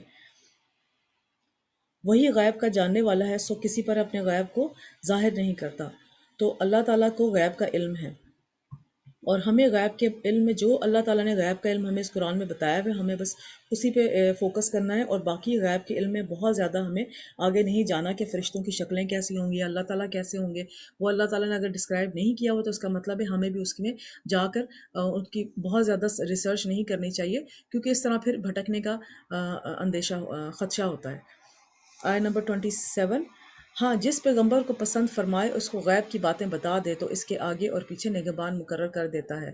تو غیب کی باتیں کچھ پیغمبروں کو پتہ تھی، جیسے فار ایگزامپل حضور صلی اللہ علیہ وسلم کو ہمیں منافقین کا نہیں پتہ کہ منافق کون ہے، تو ہمیں صرف اپنے یہاں پہ جتنے بھی قرآن میں باتیں کی ہوئی منافقین کی، وہ ہمیں اپنا محاسبہ کرنا ہے کہ کہیں ہم تو منافق نہیں ہیں، مگر دوسروں کو ہم نہیں کہہ سکتے کہ وہ کوئی اور منافق ہے یا کافر ہے. حضور صلی اللہ علیہ وسلم کو کچھ منافقین کا نام بتا دیا گیا تھا، غیب کی باتیں کچھ حضور صلی اللہ علیہ وسلم کو وحی کے ذریعے بتا دی جاتی تھیں، وہ بھی اللہ کے اذن سے. ٹھیک ہے، جیسے کہ ہم نے کل سورت کون سی صورت پچھلی صورت میں ہم نے پڑھا کہ ایک بات جو حضور صلی اللہ علیہ وسلم نے اپنی زوجہ محترمہ کو بتائی تھی، تو انہوں نے کسی اور دوسری زوجہ محترمہ کو بتا دی، تو پھر وحی کے ذریعے اللہ تعالیٰ نے بتا دیا تھا کہ تمہاری وائف نے جو ہے بات کہیں اور پھیلا دی ہے. تو حضور صلی اللہ علیہ وسلم نے بڑے اچھے طریقے سے پھر ان کو کہا کہ تم نے میری بات باہر نکال دی ہے. تو پھر انہوں نے پوچھا کہ کیسے آپ کو پتہ لگا، تو حضور صلی اللہ علیہ وسلم نے کہا کہ مجھے جو اس سے پتہ لگا ہے جو کہ ہر راز کو جانتا ہے. تو کچھ باتیں جو کہ اللہ تعالیٰ جس طرح بتانا چاہیں کسی پیغمبر کو اس کو بتا سکتے ہیں، مگر اس کے علاوہ کسی کو نہیں پتہ کہ غیب کے علم کی کوئی بات کا نہیں پتہ. تو یہاں پہ غیب کی بات اس لیے ہوئی کہ جو لوگ پیروں فقیروں کے پاس جاتے ہیں اور یہ کہ ان کے پاس وہ غیب کا علم ہے، بتا دیں گے کس نے جادو کیا یا کس نے، تو کسی کو کچھ بھی نہیں پتہ ہوتا، وہ صرف ایک تکا لگا رہے ہوتے ہیں. اور وہ تکا میں نے آپ کو بتایا، پہلے بھی بتا چکی ہے، وہ کیا کرتے ہیں کہ جیسے فار ایگزامپل ہمارے ساتھ تو ہر وقت شیطان ہوتا ہے، تو ہمارا شیطان جو ہے جب ہم فون پہ کسی سے بات کر رہے ہوتے ہیں یا اپنے آپ سے کہہ رہے ہوتے ہیں کہ فلانے نے جو ہے مجھے لگتا ہے کہ فلانے نے میرے پہ جادو کر دیا یا فلانے نے میرے لیے برا کیا اس طرح سے، تو وہ ہمارا شیطان وہ بات سن لیتا ہے. جب ہم پیروں فقیروں کے پاس جاتے ہیں اور وہ آنکھیں بند کر کے پروٹینڈ کر رہے ہوتے ہیں کہ ہم اندازہ لگا رہے کہاں، تو جو پیروں فقیروں کے جو موکل ہوتے ہیں وہ ہمارے شیطانوں سے پوچھتے ہیں کہ یہ گھر میں کیا بات ہو رہی تھی، تو وہ آ کے پھر پیروں فقیروں کو بتاتے ہیں گھر میں یہ اپنی جٹھانی پہ الزام لگا رہی تھی، تو پیر آگے سے یہی کہتا ہے کہ ہاں وہ تمہاری جٹھانی نے کیا ہے. تو اس طرح سے ہمارا اعتقاد اور پکا ہو جاتا ہے اس پہ. تو اس طرح سے وہ ہمیں بیوقوف بنا رہے ہیں اور ہم بن رہے ہوتے ہیں بیوقوف. تو اللہ تعالیٰ بس ان سے بچائے. آخری آیت ہے، تاکہ ہاں جس پیغمبر کو پسند فرمائے اس کو غیب کی باتیں بتا دے تو اس کے آگے اور پیچھے نگہبان مقرر کر دیتا ہے، تاکہ معلوم فرمائے کہ انہوں نے اپنے پروردگار کے پیغام پہنچا دیے ہیں، اور یوں تو اس نے ان کی سب چیزوں کا ہر طرف سے احاطہ کر رکھا ہے اور ہر ایک ایک چیز گن رکھی ہے. یعنی پورے کا پورا غیب اللہ تعالیٰ نے کسی کو بھی نہیں بتایا، جتنا جس نبی کو چاہا اسی کو آگاہ کیا. تو اللہ تعالیٰ ہمیں بچائے دنیا کے خرافات اور شر سے. آمین ثم آمین. سورۃ مزمل شروع کرتے ہیں. بسم اللہ الرحمن الرحیم. شروع اللہ کے نام سے جو بڑا مہربان نہایت رحم والا ہے. یا ایہا المزمل قم اللیل الا قلیلا نصفه أو انقص منه قليلا أو زد عليه ورتل القرآن ترتيلا إن سنلقي عليك قولا ثقيلا۔ اے کملی میں لپٹنے والے، رات کو قیام کیا کرو۔ کملی میں ایک کمبل میں یا کسی چادر میں لپٹنے والے حضور صلی اللہ علیہ وسلم کی طرف اشارہ کیا جا رہا ہے۔ رات کو قیام کیا کرو مگر تھوڑی سی رات، یعنی نصف رات یا اس سے کچھ قیام کیا کرو، یا کچھ زیادہ، اور قرآن کو اچھی طرح ٹھہر ٹھہر کر پڑھو، کہ رات کی نصف رات میں قیام کیا کرو، یا کچھ کم میں کیا کرو یا کچھ زیادہ۔ تو یعنی قیام لیل میں بھی قرآن کو ٹھہر ٹھہر کر پڑھنا چاہیے، بہت تیز نہیں پڑھنا چاہیے۔ یہاں ترتیل کی بات کی گئی ہے، اور ترتیل سے مراد ہے ٹھہر ٹھہر کر، لمبا کر کے، حرکات کو نمایاں کر کے، حروف کو واضح کر کے پڑھنا چاہیے۔ جب ترتیل کے ساتھ قرآن کی تلاوت کی جاتی ہے تو یہ غور و فکر میں معاون اور مددگار ہوتا ہے، اور تیز پڑھنے والا نہ خود سمجھتا ہے کہ وہ کیا پڑھا ہے، اور نہ دوسرے کو سمجھ آتی ہے کہ کیا پڑھا جا رہا ہے۔ تو اس لیے ہمیں عربی کا کچھ نہ کچھ حصہ جو ہے قرآن کا حاصل کرنا چاہیے، تاکہ جب بھی قرآن پڑھا جائے، اور آہستہ آہستہ پڑھا جائے، اور جب بھی ہم پڑھیں قرآن کو تو ہمیں ایٹ لیسٹ تھوڑا سا اندازہ تو ہونا کہ اس میں بات کیا کی جا رہی ہے۔ ایک منٹ، تو ہمیں اندازہ ہو کہ اس میں بات کیا کی جا رہی ہے، اور وہی اصل جو ہے ہمارا ہدایت کا راستہ ہوتا ہے۔ جب قرآن کو ہم عربی میں سمجھ کے، جب عربی میں پڑھ کے پھر اس کو سمجھتے ہیں اور غور و فکر کرتے ہیں، یا جب آپ قرآن پڑھے ہوں تو ہر آیت پہ جو ہے وہ آرام سے اس کو پڑھیں، تھوڑا سا اس کا ترجمہ پڑھیں، اس پہ غور و فکر کریں کہ اس میں کس کی بات ہو رہی ہے، کس کی نہیں ہو رہی، بجائے کہ آپ پورا قرآن ایک دن میں ختم کریں یا 3-4 قرآن ایک دن میں ختم کریں۔ آپ جو ہے تھوڑا تھوڑا پڑھ کے اس کو سمجھ کے پڑھیں، اور اس کو جو ہے اپنے دل میں اتارنے کی کوشش کریں، کہ جو ہے وہ آپ ٹارگٹ بنا لیں کہ اس رمضان میں میں نے جیسے شروع کیا ہے، میں عہد کرتی ہوں کہ اس رمضان میں میں نے شروع کیا ہے کہ قرآن کی ہر آیت کو سمجھ سمجھ کے پڑھوں گی، اور جتنا بھی مجھ سے ہو سکا، یا کوئی کورس جوائن کروں گی، یا جو ہے خود بھی پڑھوں گی، یا جو آن لائن لیکچرز اویلیبل ہیں ان میں ان کے ساتھ مل کے میں پڑھوں گی، اور اپنا ایک اسٹڈی اسکیجول بنا کے پڑھوں گی، تو اگلے رمضان تک میں پورا جو ہے قرآن ختم کر لوں گی اس طرح سے۔ وہ بجائے ٹھیک ہے آپ وہ پڑھنے سے بھی بہت فائدہ ہوتا ہے، مگر ہم پھر ہدایت کیسے لیں گے؟ ڈیلی اگر ہم اپنے بس یہی حجت تمام کر دیں گے کہ ہم نے تلاوت کر دی قرآن کی اور بس یہی کام کافی ہے، تو یہ کافی کام نہیں ہے۔ آپ پڑھیں، اگر آپ کے پاس ٹائم ہے تو 1-2 گھنٹہ آپ بے شک قرآن کی تلاوت کریں، مگر جو ہے آپ ڈیلی اپنا جو ہے اسکیجول بنائیں کہ 1 آیت 2 آیت 3 آیت، جتنا بھی آپ کا اسکیجول ہو سکتا ہے، 15 منٹ 20 منٹ آدھا گھنٹہ آپ قرآن کو جو ہے کوئی لیکچر کے ذریعے آپ اس کو سنیں، اس کا جو ہے وہ مطلب سمجھنے کی کوشش کریں، اور تھوڑے بہت عربی کے الفاظ جو ہیں وہ یاد بھی کرنے کی کوشش کریں، کیونکہ کتنی عربی میں جتنے الفاظ ہیں، میرا خیال ہے 100-150 الفاظ ہوں گے جو کہ بار بار رپیٹ ہو رہے ہیں، اور اس سے آپ کو 50-60% قرآن کی عربی جو ہے نا سمجھ آنا شروع ہو جاتی ہے۔ تو وہ سارا اپنا جب ایک اسکیجول بنا کے پڑھیں گے نا، تو انشاءاللہ دوبارہ جب آپ تلاوت کے وقت قرآن پڑھیں گے نا، تو پھر آپ کو کافی سمجھ آنی شروع ہو جائے گی۔ یہ اپنی طرف سے آپ جو ہے وہ کوشش کر سکتے ہیں۔ نبی صلی اللہ علیہ وسلم نے فرمایا کہ قرآن کی اپنی قرأت میں ایک ایک حرف کو ٹھہر ٹھہر کر ادا کرتے تھے، جب رحمت والی آیت سے گزرتے تو رک کر رحمت کا سوال کرتے تھے، اور جب عذاب والی آیت سے گزرتے تو عذاب سے پناہ مانگتے تھے۔ تو پھر اسی طرح قرآن کو خوبصورت آواز سے بھی پڑھنا چاہیے۔ نبی صلی اللہ علیہ وسلم نے فرمایا کہ اپنی آواز کے ذریعے قرآن کو زینت بخشو، اور اسی طرح ایک دن یا رات میں ختم نہیں کرنا چاہیے، یعنی اتنی تیزی سے نہیں پڑھنا چاہیے۔ مسلم بن مخراق کہتے ہیں کہ میں نے عائشہ رضی اللہ تعالیٰ عنہ سے کہا کہ اے ام المومنین، کچھ لوگ ایسے ہیں جو ایک ہی رات میں 2 یا 3 بار قرآن پڑھ لیتے ہیں، یعنی شبینہ وغیرہ جو لوگ کرتے ہیں۔ حضرت عائشہ رضی اللہ تعالیٰ نے فرمایا ان لوگوں کا پڑھنا اور نہ پڑھنا برابر ہے، یعنی انہوں نے کیا پڑھا جس میں نہ کچھ سمجھا اور نہ ہی ان کا حق ادا کیا، اس کی قرأت کا بھی حق ادا نہیں کیا۔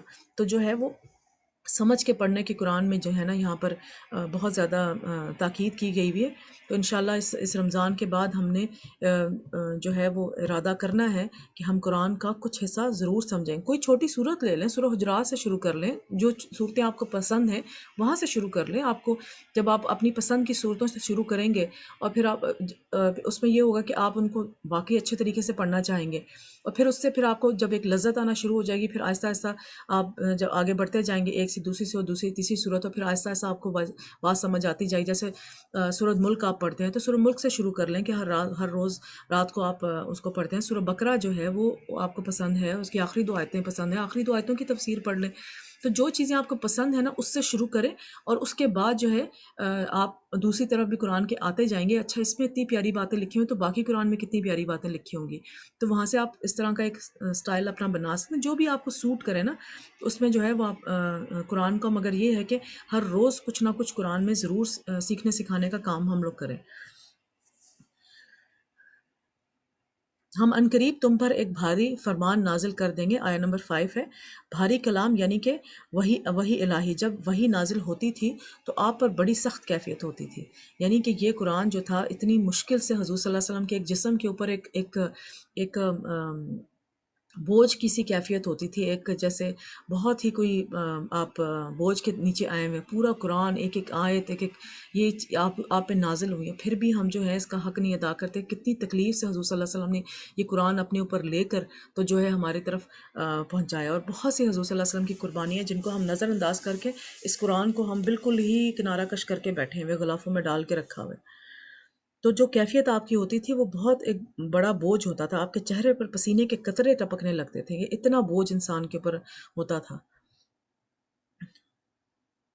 آگے آیہ نمبر 6، کچھ شک نہیں کہ رات کا اٹھنا نفس کو سخت پامال کرتا ہے، اور اس وقت ذکر بھی خوب درست، یعنی کہ دن کے مقابلے میں رات کو پڑھنا اور نماز میں پڑھنا زیادہ بہتر ہے، کیونکہ وہ خاموشی کا وقت ہوتا ہے، توجہ جمع ہوتی ہے، سمجھنے کا وقت ہوتا ہے۔ دن کو کوئی آ رہا ہے، کوئی جا رہا ہے، کوئی شور ہے، کہیں کام کا وقت ہے، کوئی جلدی جلدی کرتا ہے کہ کام پر جانا ہے، تو اس میں وہ تاثیر نہیں آتی جس طرح رات کے قیام میں قرآن کو سننے کو آتی ہے۔ اگر آپ کو رات کو سونے کا مسئلہ ہے تو آپ رات کو قرآن کو سمجھ کے پڑھنے کی کوشش شروع کر دیں تو آپ کا سونے کا مسئلہ بھی حل ہو جائے گا، فوراً ہی نیند آ جائے گی۔ اور اب قیام کی راتیں بھی ہیں آج کل، تو تراویح میں قیام لیل ہے، لیکن رات کے پچھلے پہر میں خاص طور پر اور زیادہ سکون ہوتا ہے۔ حضرت عائشہ رضی اللہ تعالیٰ عنہ کہتی ہیں کہ رات کا قیام مت چھوڑو، کیونکہ حضور اکرم صلی اللہ علیہ وسلم اس کو نہیں چھوڑتے تھے۔ اگر بیمار ہوتے یا کسل مندی کی کیفیت ہوتی تو بیٹھ کر نماز پڑھ لیا کرتے، یعنی اگر کھڑے ہو کر نماز نہیں پڑھی جا سکتی تو بھی نماز نہیں چھوڑ دو، بیٹھ کر پڑھ لو، لیکن پڑھو صحیح۔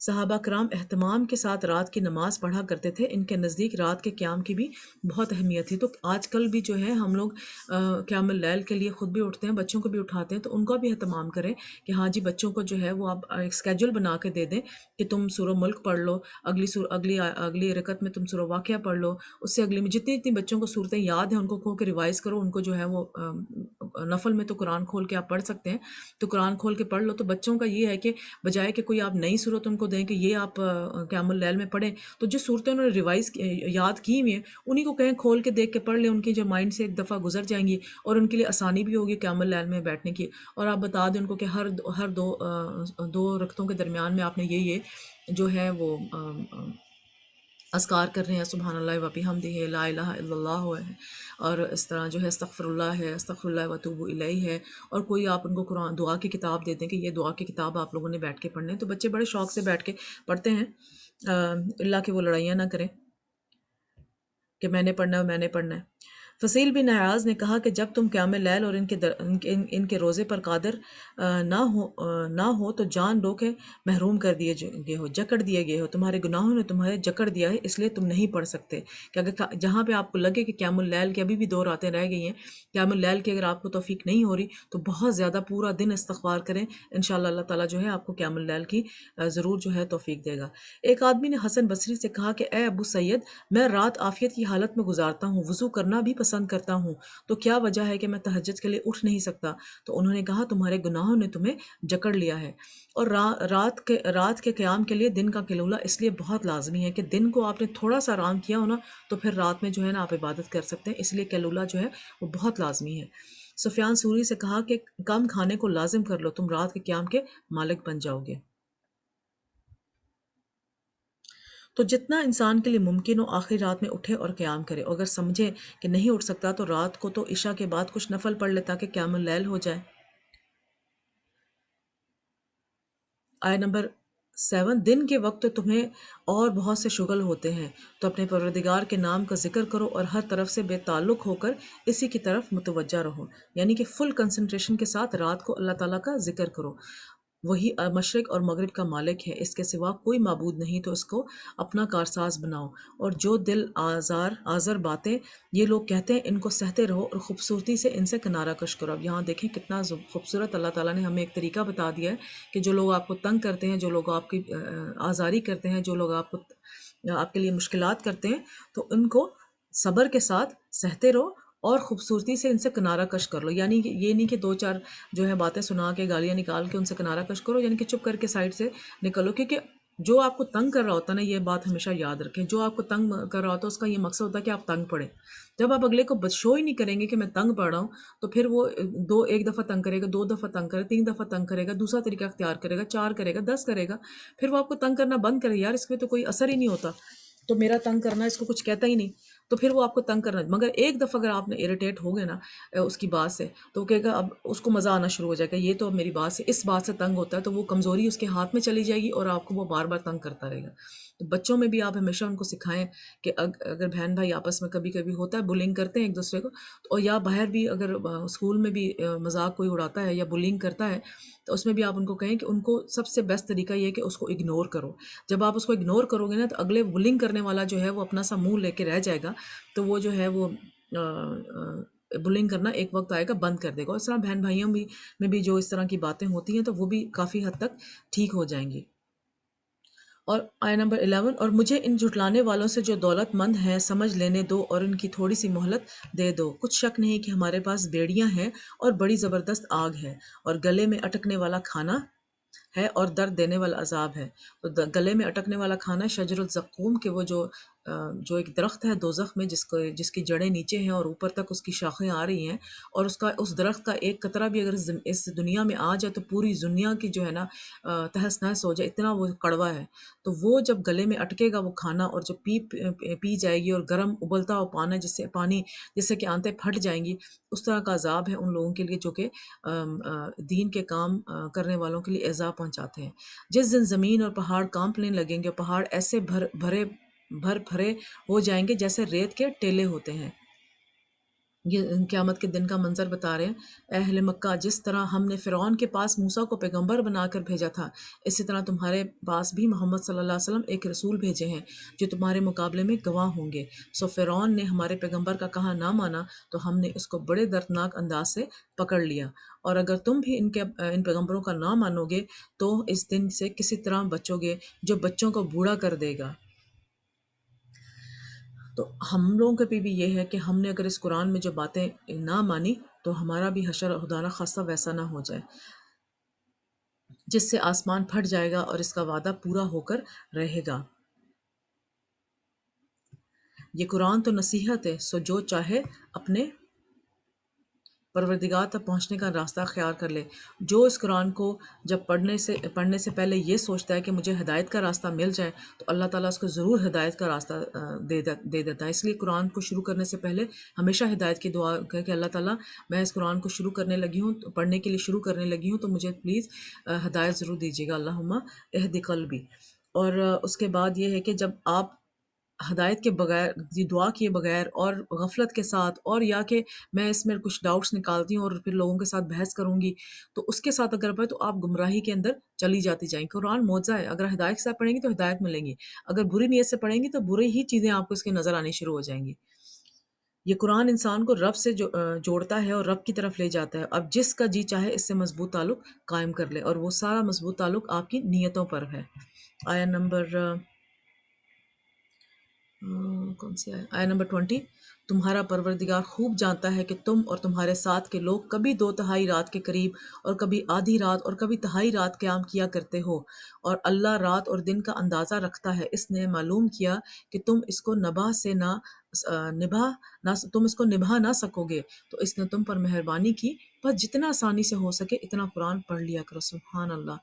اس نے جانا کہ تم میں بعض بیمار ہوں گے اور بعض اللہ کے فضل یعنی معاش کی تلاش میں ملک میں سفر کریں گے، اور بعض اللہ کی راہ میں لڑیں گے، تو جتنا آسانی سے ہو سکے اتنا قرآن پڑھ لیا کرو، اور نماز قائم کرتے رہو اور زکوٰۃ ادا کرتے رہو، اور اللہ کو نیک نیتی سے قرض دیتے رہو، اور جو عمل نیک تم اپنے لیے آگے بھیجو گے اس کو اللہ کہ ہاں بہتر اور صلے میں بہت عظیم پاؤ گے، اور اللہ سے بخشش مانگتے رہو، اور بے شک اللہ بخشنے والا اور مہربان ہے۔ شروع میں اللہ تعالیٰ نے بات کی کہ رات کے تہائی حصے میں یا کچھ کم یا کچھ زیادہ جو ہے قیام اللیل کرو، اور اس میں قرآن پڑھو، قرآن کو ٹھہر ٹھہر کے پڑھو، اس کو سمجھ کے پڑھو۔ اور آخر میں اللہ تعالیٰ کیا کہہ رہے ہیں؟ مجھے پتہ ہے تم لوگوں کے لیے آسان نہیں ہے یہ کام کرنا، مگر تھوڑا سا چلو پڑھ لیا کرو، کچھ تو ہدایت کی بات جو ہے وہ ڈیلی اپنے پلے باندھا کرو۔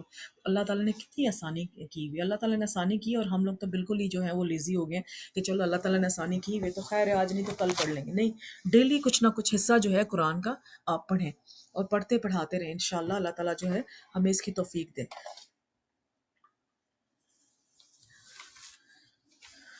اور اس میں بھی یہ کہ آپ پھر اپنا پلان بنا لیں کہ انشاءاللہ once a week, twice a week ہم انشاءاللہ ضرور قیام اللیل کریں گے، اور اس میں کچھ نفل پڑھیں گے، کچھ حصہ سو جائیں گے، فجر سے پہلے 5 منٹ پہلے اٹھ جائیں گے، ٹھیک ہے نا؟ تو ہفتے میں ایک دفعہ رمضان کے بعد بھی کچھ حصہ کچھ دن ضرور مقرر کر لیں کہ جس میں آپ یہ قیام اللیل کریں، اور اس میں جو ہے اللہ تعالیٰ سے دعائیں مانگیں۔ اور ایک شیخ نے، ایک یاسر قادی نے کہا کہ اگر جو شخص چاہتا ہے کہ اس کا فلانا کام ہو جائے، فار ایگزامپل جو شخص چاہتا ہے کہ اس کا جو ہے وہ اس کو اولاد نہیں ہے، کچھ عرصے بعد کافی سال ہوں گے اس کے ہاں اولاد نہیں ہے، تو وہ اب اللہ سے دعا کر رہا ہے کہ اللہ تعالیٰ مجھے جو ہے نا نیک اور صالح اولاد دے۔ جب تک وہ انسان تہجد پڑھ کے وہ دعا نہیں مانگتا نا، جب تک اس کو وہ جو اس کی حاجت ہے اس کو مجبور نہیں کر دیتے کہ وہ تہجد پڑھے، اس کا مطلب اس کو وہ چاہیے ہی نہیں۔ یعنی کہ تہجد میں اللہ تعالیٰ دعائیں ضرور سنتا ہے، انسان اللہ تعالیٰ تو ہر وقت دعائیں سنتا ہے، مگر تہجد میں ایک خاص ایک سکینت ہوتی ہے، اس میں اللہ تعالیٰ بہت زمین کے آخری حصے میں آئے ہوتے ہیں اور پوچھ رہے ہوتے ہیں کہ کون ہے جو کہ مجھ سے دعائیں مانگے۔ تو اس وقت جب انسان دعا مانگتا ہے تو اللہ تعالیٰ اس کی ضرور کر۔ تو اگر آپ کی کسی حاجت نے آپ کو مجبور نہیں کیا کہ آپ تہجد پڑھیں اور قیام اللیل کریں، تو اس کا مطلب ہے وہ چیز آپ کو چاہیے ہی نہیں، ٹھیک ہے نا؟ اگر آپ کو چیز چاہیے تو آپ تہجد پڑھیں، انشاءاللہ وہ ضرور آپ کو ملے گی۔ آگے ہے سورۃ المدثر۔ بسم اللہ الرحمن الرحیم، شروع اللہ کے نام سے جو بڑا مہربان اور نہایت رحم کرنے والا ہے۔ یا ایہا المدثر قم فانذر وربک فکبر وثیابک فطہر ورجز فہجر ولا تمنن تستکثر۔ اے چادر میں لپٹنے والے، اٹھو اب خبردار کرنے لگو اور اپنے پروردگار کی بڑائی بیان کرو۔ تو یہاں پر بھی اللہ اکبر کہنا جو ہے زمین اور آسمان کے درمیان کی فضا کو بھر دیتا ہے۔ اللہ تعالیٰ کے جو محبوب کلمات ہیں، سبحان اللہ و بحمدہ، لا الہ الا اللہ واللہ اکبر، ان میں سے اللہ اکبر بھی آتا ہے، اور جب اللہ اکبر کبیرہ کہا جاتا ہے تو آسمان کے دروازے کھول دیے جاتے ہیں۔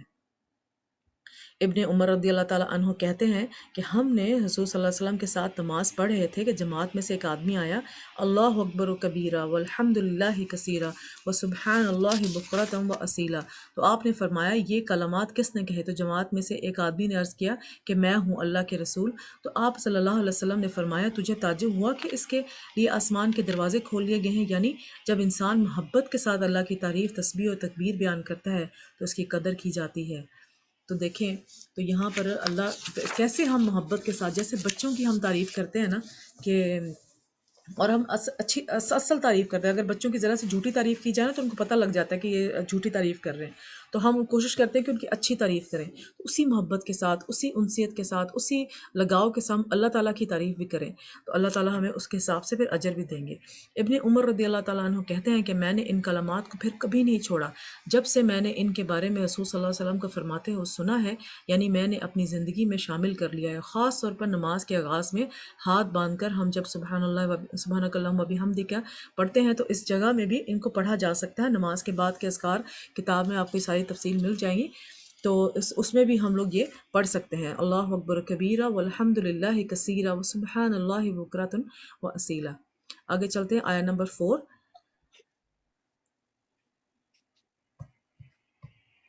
اور اپنے کپڑے پاک رکھو کہ جب اللہ تعالیٰ کے پاس آ کے آپ کھڑے ہوں تو لباس عبادت کا مزہ دوبالا کر دیتا ہے۔ کپڑوں میں بو اور گندے کپڑے انسان کے اندر سستی پیدا کرتے ہیں، اور لباس انسان کی ظاہری شخصیت کی علامت ہوتا ہے۔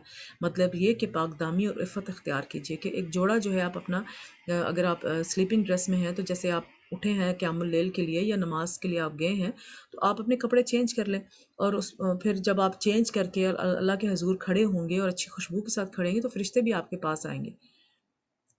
اور شرک کی گندگی سے تو الگ ہی رہو، اور اس یعنی کہ اس خود تو پاک صاف رہو، اور جو گندگی گندگی سے دور، اس کا مطلب گندگی سے دور رہو، اور جو سب سے فضول اور گندی چیز ہے وہ کیا ہے؟ شرک۔ شرک کی خاص طور پہ یہاں پہ شرک کا ذکر کیا۔ اس نیت سے احسان نہ کرو کہ اس سے زیادہ کے خواہ ہو، اور اپنے پروردگار کی خاطر صبر کرتے رہو۔ یعنی دین کا کوئی بھی کام صبر کے بغیر نہیں ہو سکتا۔ اللہ امتحان لیتا ہے، آزماتا ہے کہ کون اس کے راستے پر قائم رہتا ہے، تو صبر کے ساتھ جو ہے وہ انسان کو دین کا کام کرنا چاہیے۔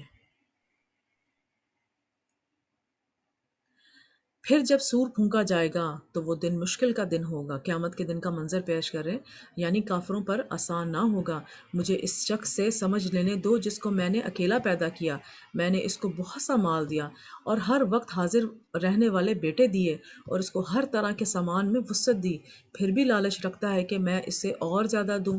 ایسا ہرگز نہیں ہوگا، یہ ہماری آیتوں کا بڑا مخالف ہے، کیونکہ اسے قرآن سے دشمنی تھی کہ ہر نعمت اللہ تعالیٰ نے دے دی ہے، مگر پھر بھی وہ قرآن کو آگے، قرآن کے لیے قرآن کو سمجھنے کے لیے آگے نہیں آیا، تو اللہ تعالیٰ اس خاص اس بندے کے لیے جو ہے وہ تنبیہ کر رہے ہیں۔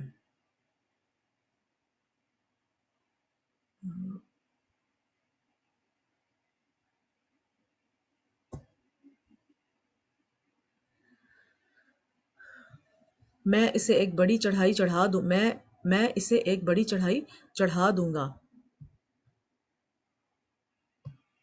اس نے غور و فکر کیا اور ایک بات ٹھہرا لی، یہ مارا جائے اس نے کیسی تجویز کی، پھر یہ مارا جائے اس نے یہ کیسی تجویز کی، پھر اس کی نگاہ کی، پھر تیوری چڑھائی اور منہ بگاڑا، پھر پیٹ پھیر کر چلا اور تکبر کیا، پھر کہنے لگا یہ تو جادو ہے جو پہلے لوگوں سے برابر ہوتا ہے۔ یعنی کہ یہاں پہ انسان کی جو ہے وہ ریاکشن بتایا جا رہا ہے کہ قرآن جب پڑھا جاتا تھا اس کے سامنے، تو یہ اس کے سامنے کیا طریقے اختیار کرتا تھا۔ کبھی نگاہوں سے اس کو نیچا دکھانے کی کوشش کرتا تھا، کبھی تیوری چڑھاتا، کبھی منہ بگاڑتا تھا، کبھی تکبر، کبھی پیٹ پھیر کر پیچھے چلا گیا کہ کوئی بات نہیں، بعد میں پڑھ لوں گا، یا ابھی نہیں مجھ سے پڑھا جا رہا، یا بند کرو قرآن، کیوں ہر وقت قرآن ہی لگا کے رکھا ہوتا ہے۔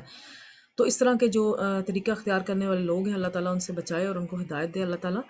پھر بولا کہ یہ اللہ کا کلام نہیں بلکہ بشر کا کلام ہے، لیکن پھر تو ان سے انکار، ایک تو سننا نہیں اور پھر انکار بھی کر دیا کہ یہ جو ہے اللہ کا کلام نہیں ہے، یہ انسان کا کلام ہے۔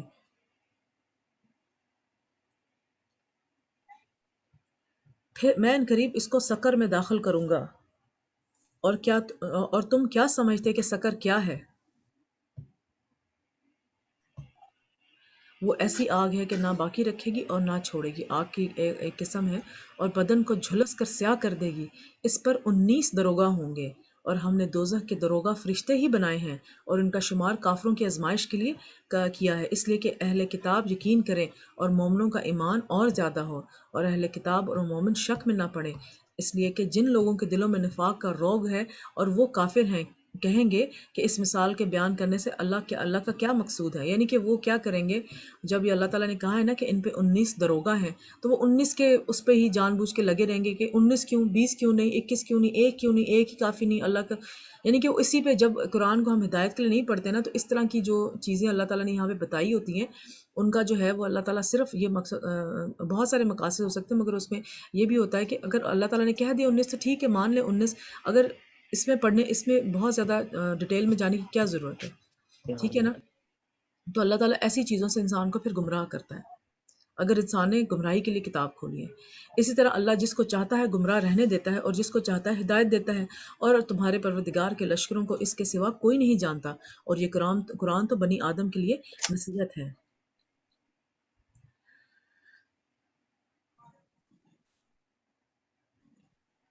ہاں، قسم ہے چاند کی اور رات کی جب رخصت ہونے لگے، اور صبح کی جب روشن ہونے لگے، کہ وہ آگ ایک بہت بڑی آفت ہے، انسان کے لیے ڈر کی چیز ہے کہ اللہ تعالیٰ نے اپنی بنائی کی قسم کھا کر کہا ہے کہ یہ بہت بڑی آفت ہے، انسان کے لیے ڈر کی چیز ہے، یعنی اس شخص کے لیے جو تم میں سے آگے بڑھنا چاہے یا پیچھے رہنا چاہے، ہر شخص اپنے کرتوتوں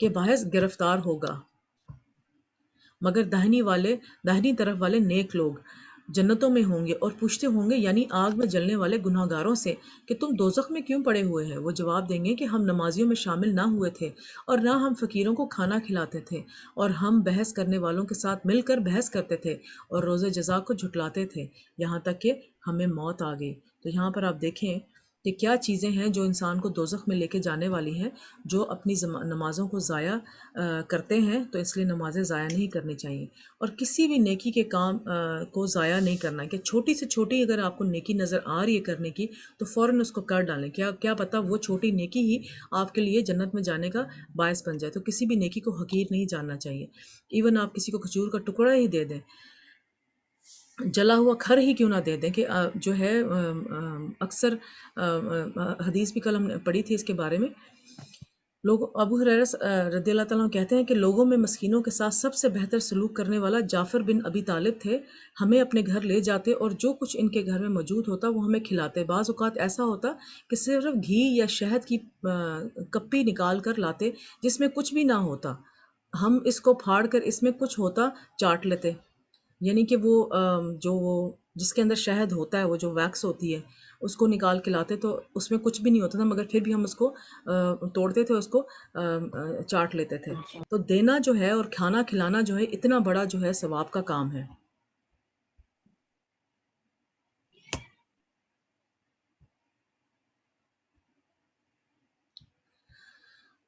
تو اپنا پانی کسی کو دینا یہ بھی صدقہ ہے۔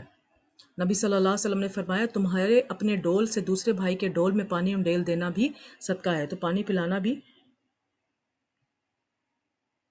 ایک صدقہ ہے۔ اب آپ صلی اللہ علیہ وسلم نے فرمایا کہ چاہے جلا ہوا کھر ہی دے دو، مگر دو ضرور، کہ جب وہ اکثر جب چاول بناتے ہو تو نیچے وہ ایک وہ ہارڈ سے چاول جم جاتے ہیں نا، تو اگر کوئی آئے اور وہ کچھ مانگے تو اس کو وہ بھی دے دو، کہ اگر آپ کے گھر میں کچھ بھی دینے کو نہیں ہے اور صرف وہ کھر بچا ہوا ہے تو وہ کھر بھی دے دو، کہ سوال کرنے والے کو کبھی نہ پلٹاؤ۔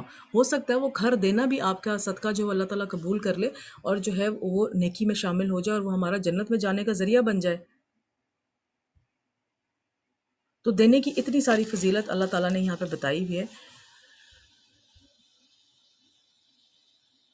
اور یہ ساری چیزیں جو دینا، نماز پڑھنا، اور جو ہے یہ نیکی کو ضائع نہ کرنا، ٹھیک ہے، صدقہ کرنا، یہ سب چیزیں جو آگ سے بچنے کے لیے بچنے کا ذریعہ ہیں۔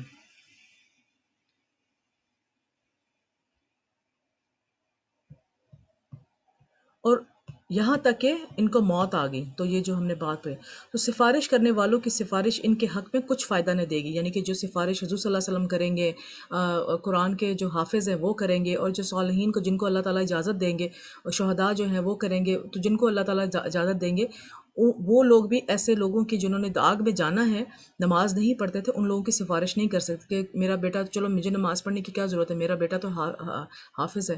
تو ان لوگوں کی سفارش جو ہے نا ان کے حق میں قبول نہیں ہوگی۔ سفارش کن کے حق میں قبول ہوگی؟ داہنی طرف والے نیک لوگ جنتوں میں ہوں گے اور پوچھتے ہوں گے، یعنی آگ میں جلنے والے گناہگاروں سوری تو سفارش کرنے والوں کی سفارش ان کے حق میں کچھ بھی فائدہ نہ دے گی۔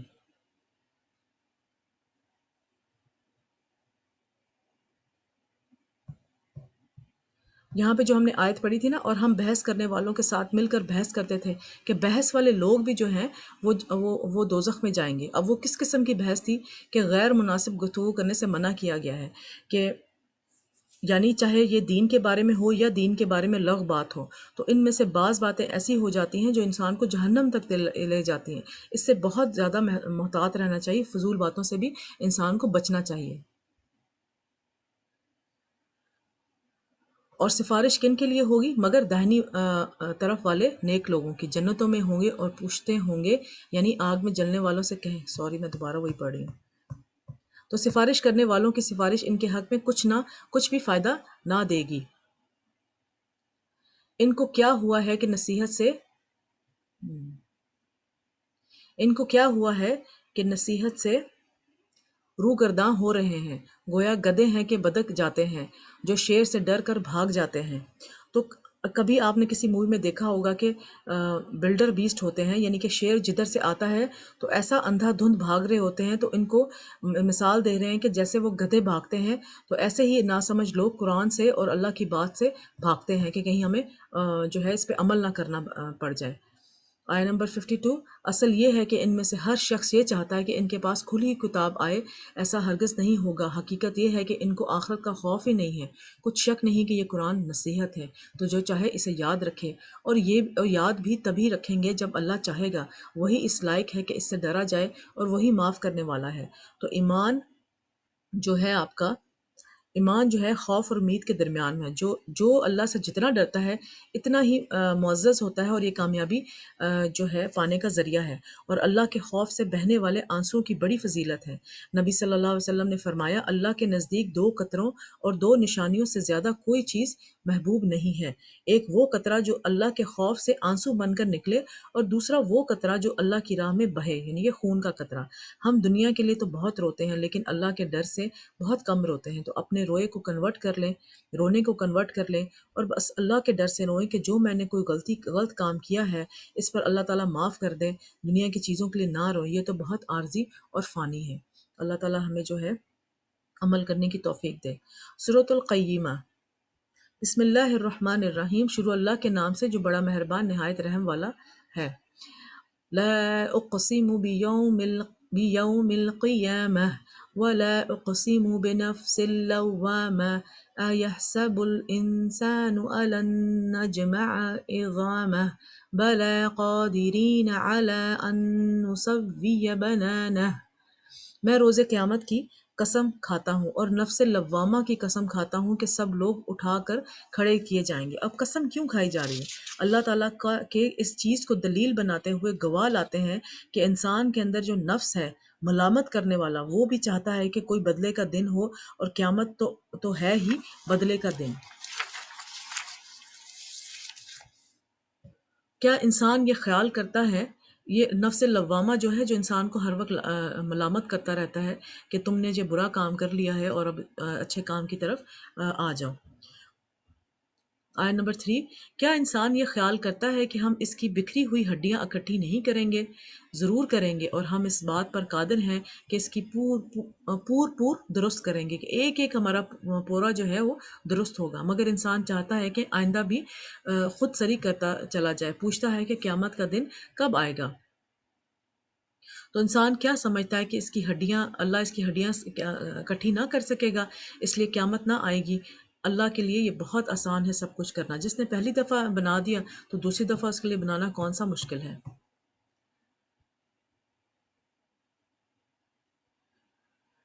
اب قیامت کب آئے گی؟ جب آنکھیں چندھیا جائیں گی، جب چاند گہنا جائے گا، جب سورج اور چاند جمع کر دیے جائیں گے۔ اس دن انسان کہے گا، کہاں ہے بھاگنے کی جگہ؟ کہیں نہیں کوئی جا پناہ ملے گی، یعنی کہ پوری زمین جو ہے وہ سفید چٹیل زمین بن جائے، سیدھی ہو جائے گی، ہر انسان ایک دوسرے کو دیکھ لے گا، کوئی چھپنے کی جگہ انسان کو نہیں ملے گی۔ سارے نامہ اعمال یا رائٹ ہینڈ میں ہوں گے یا لیفٹ ہینڈ میں ہوں گے۔ جو لیفٹ ہینڈ میں ہوں گے وہ کہہ رہے ہوں گے کسی طرح ہم زمین کے اندر دھس جائیں، کسی طرح ہم چھپ جائیں کہ کوئی ہمیں نہ دیکھیں کہ ہمارے نامہ اعمال کس ہاتھ میں ہے۔ اور جو سیدھے ہاتھ والے نامہ اعمال ہوں گے وہ ہر ایک کو آگے بڑھ بڑھ کے دکھا، دیکھو ہمارا رزلٹ کتنا اچھا ہے۔ تو اس دن کہے گا، کہاں ہے بھاگنے کی جگہ؟ کہیں نہیں، کوئی جائے پناہ نہیں، اس روز تمہارے پروردگار کے پاس ہی تمہیں جہاں ٹھہرنا ہے۔ تو بہتر ہے کہ انسان دنیا میں ہی اپنے رب کی طرف بار بار پلٹے۔ اس دن انسان کو جو عمل اس نے آگے بھیجے ہیں اور جو پیچھے چھوڑے ہوں گے سب بتا دیے جائیں گے، بلکہ انسان آپ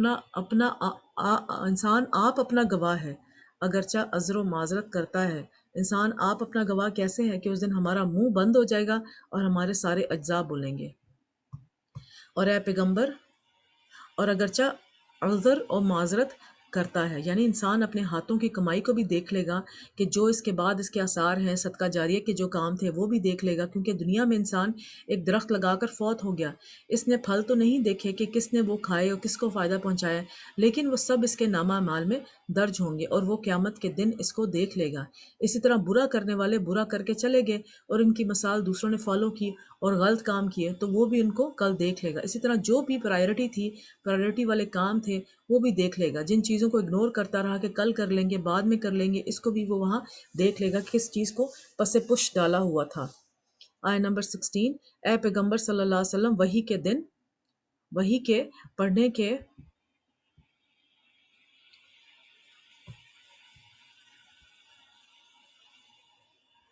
وحی کے پڑھنے کے لیے اپنی زبان کو تیز تیز حرکت نہ دیا کرو، اس کو جلد کہ اس کو جلد سیکھ لو۔ تو یہاں بڑی پیاری بات ہے کہ حصول علم جو ہے، حضور صلی اللہ علیہ وسلم ماشاء اللہ ان کو علم حاصل کرنے کا اتنا شوق تھا کہ جیسے ہی وہ حضرت جبرائیل علیہ السلام آ کے ان کو بتاتے تو حضور صلی اللہ علیہ وسلم ان کو ساتھ ساتھ رپیٹ کرتے جاتے تھے۔ تو اللہ تعالیٰ نے کہا کہ اپنی زبان کو تیز تیز حرکت نہ دیا کرو۔ تو ہمارے لیے بھی یہ ہے کہ حصول علم میں صبر سے کام لیجئے، علم کو ٹھہر ٹھہر کر خوب تحقیق کرنے کے بعد حاصل کرنا چاہیے، کہ بہت ہی جلدی جیسے کسی نے بات کہی، اور خاص طور پہ اس میں جو ہم جو میسیجز فارورڈ کرتے ہیں ان کو تو ضرور سوچ سمجھ کے فارورڈ کیا کریں کہ یہ صحیح اتھینٹیکیٹڈ نالج ہے، کہ یہ صحیح بات جو بات میرے پاس آئی ہے یہ صحیح ہے کہ نہیں ہے۔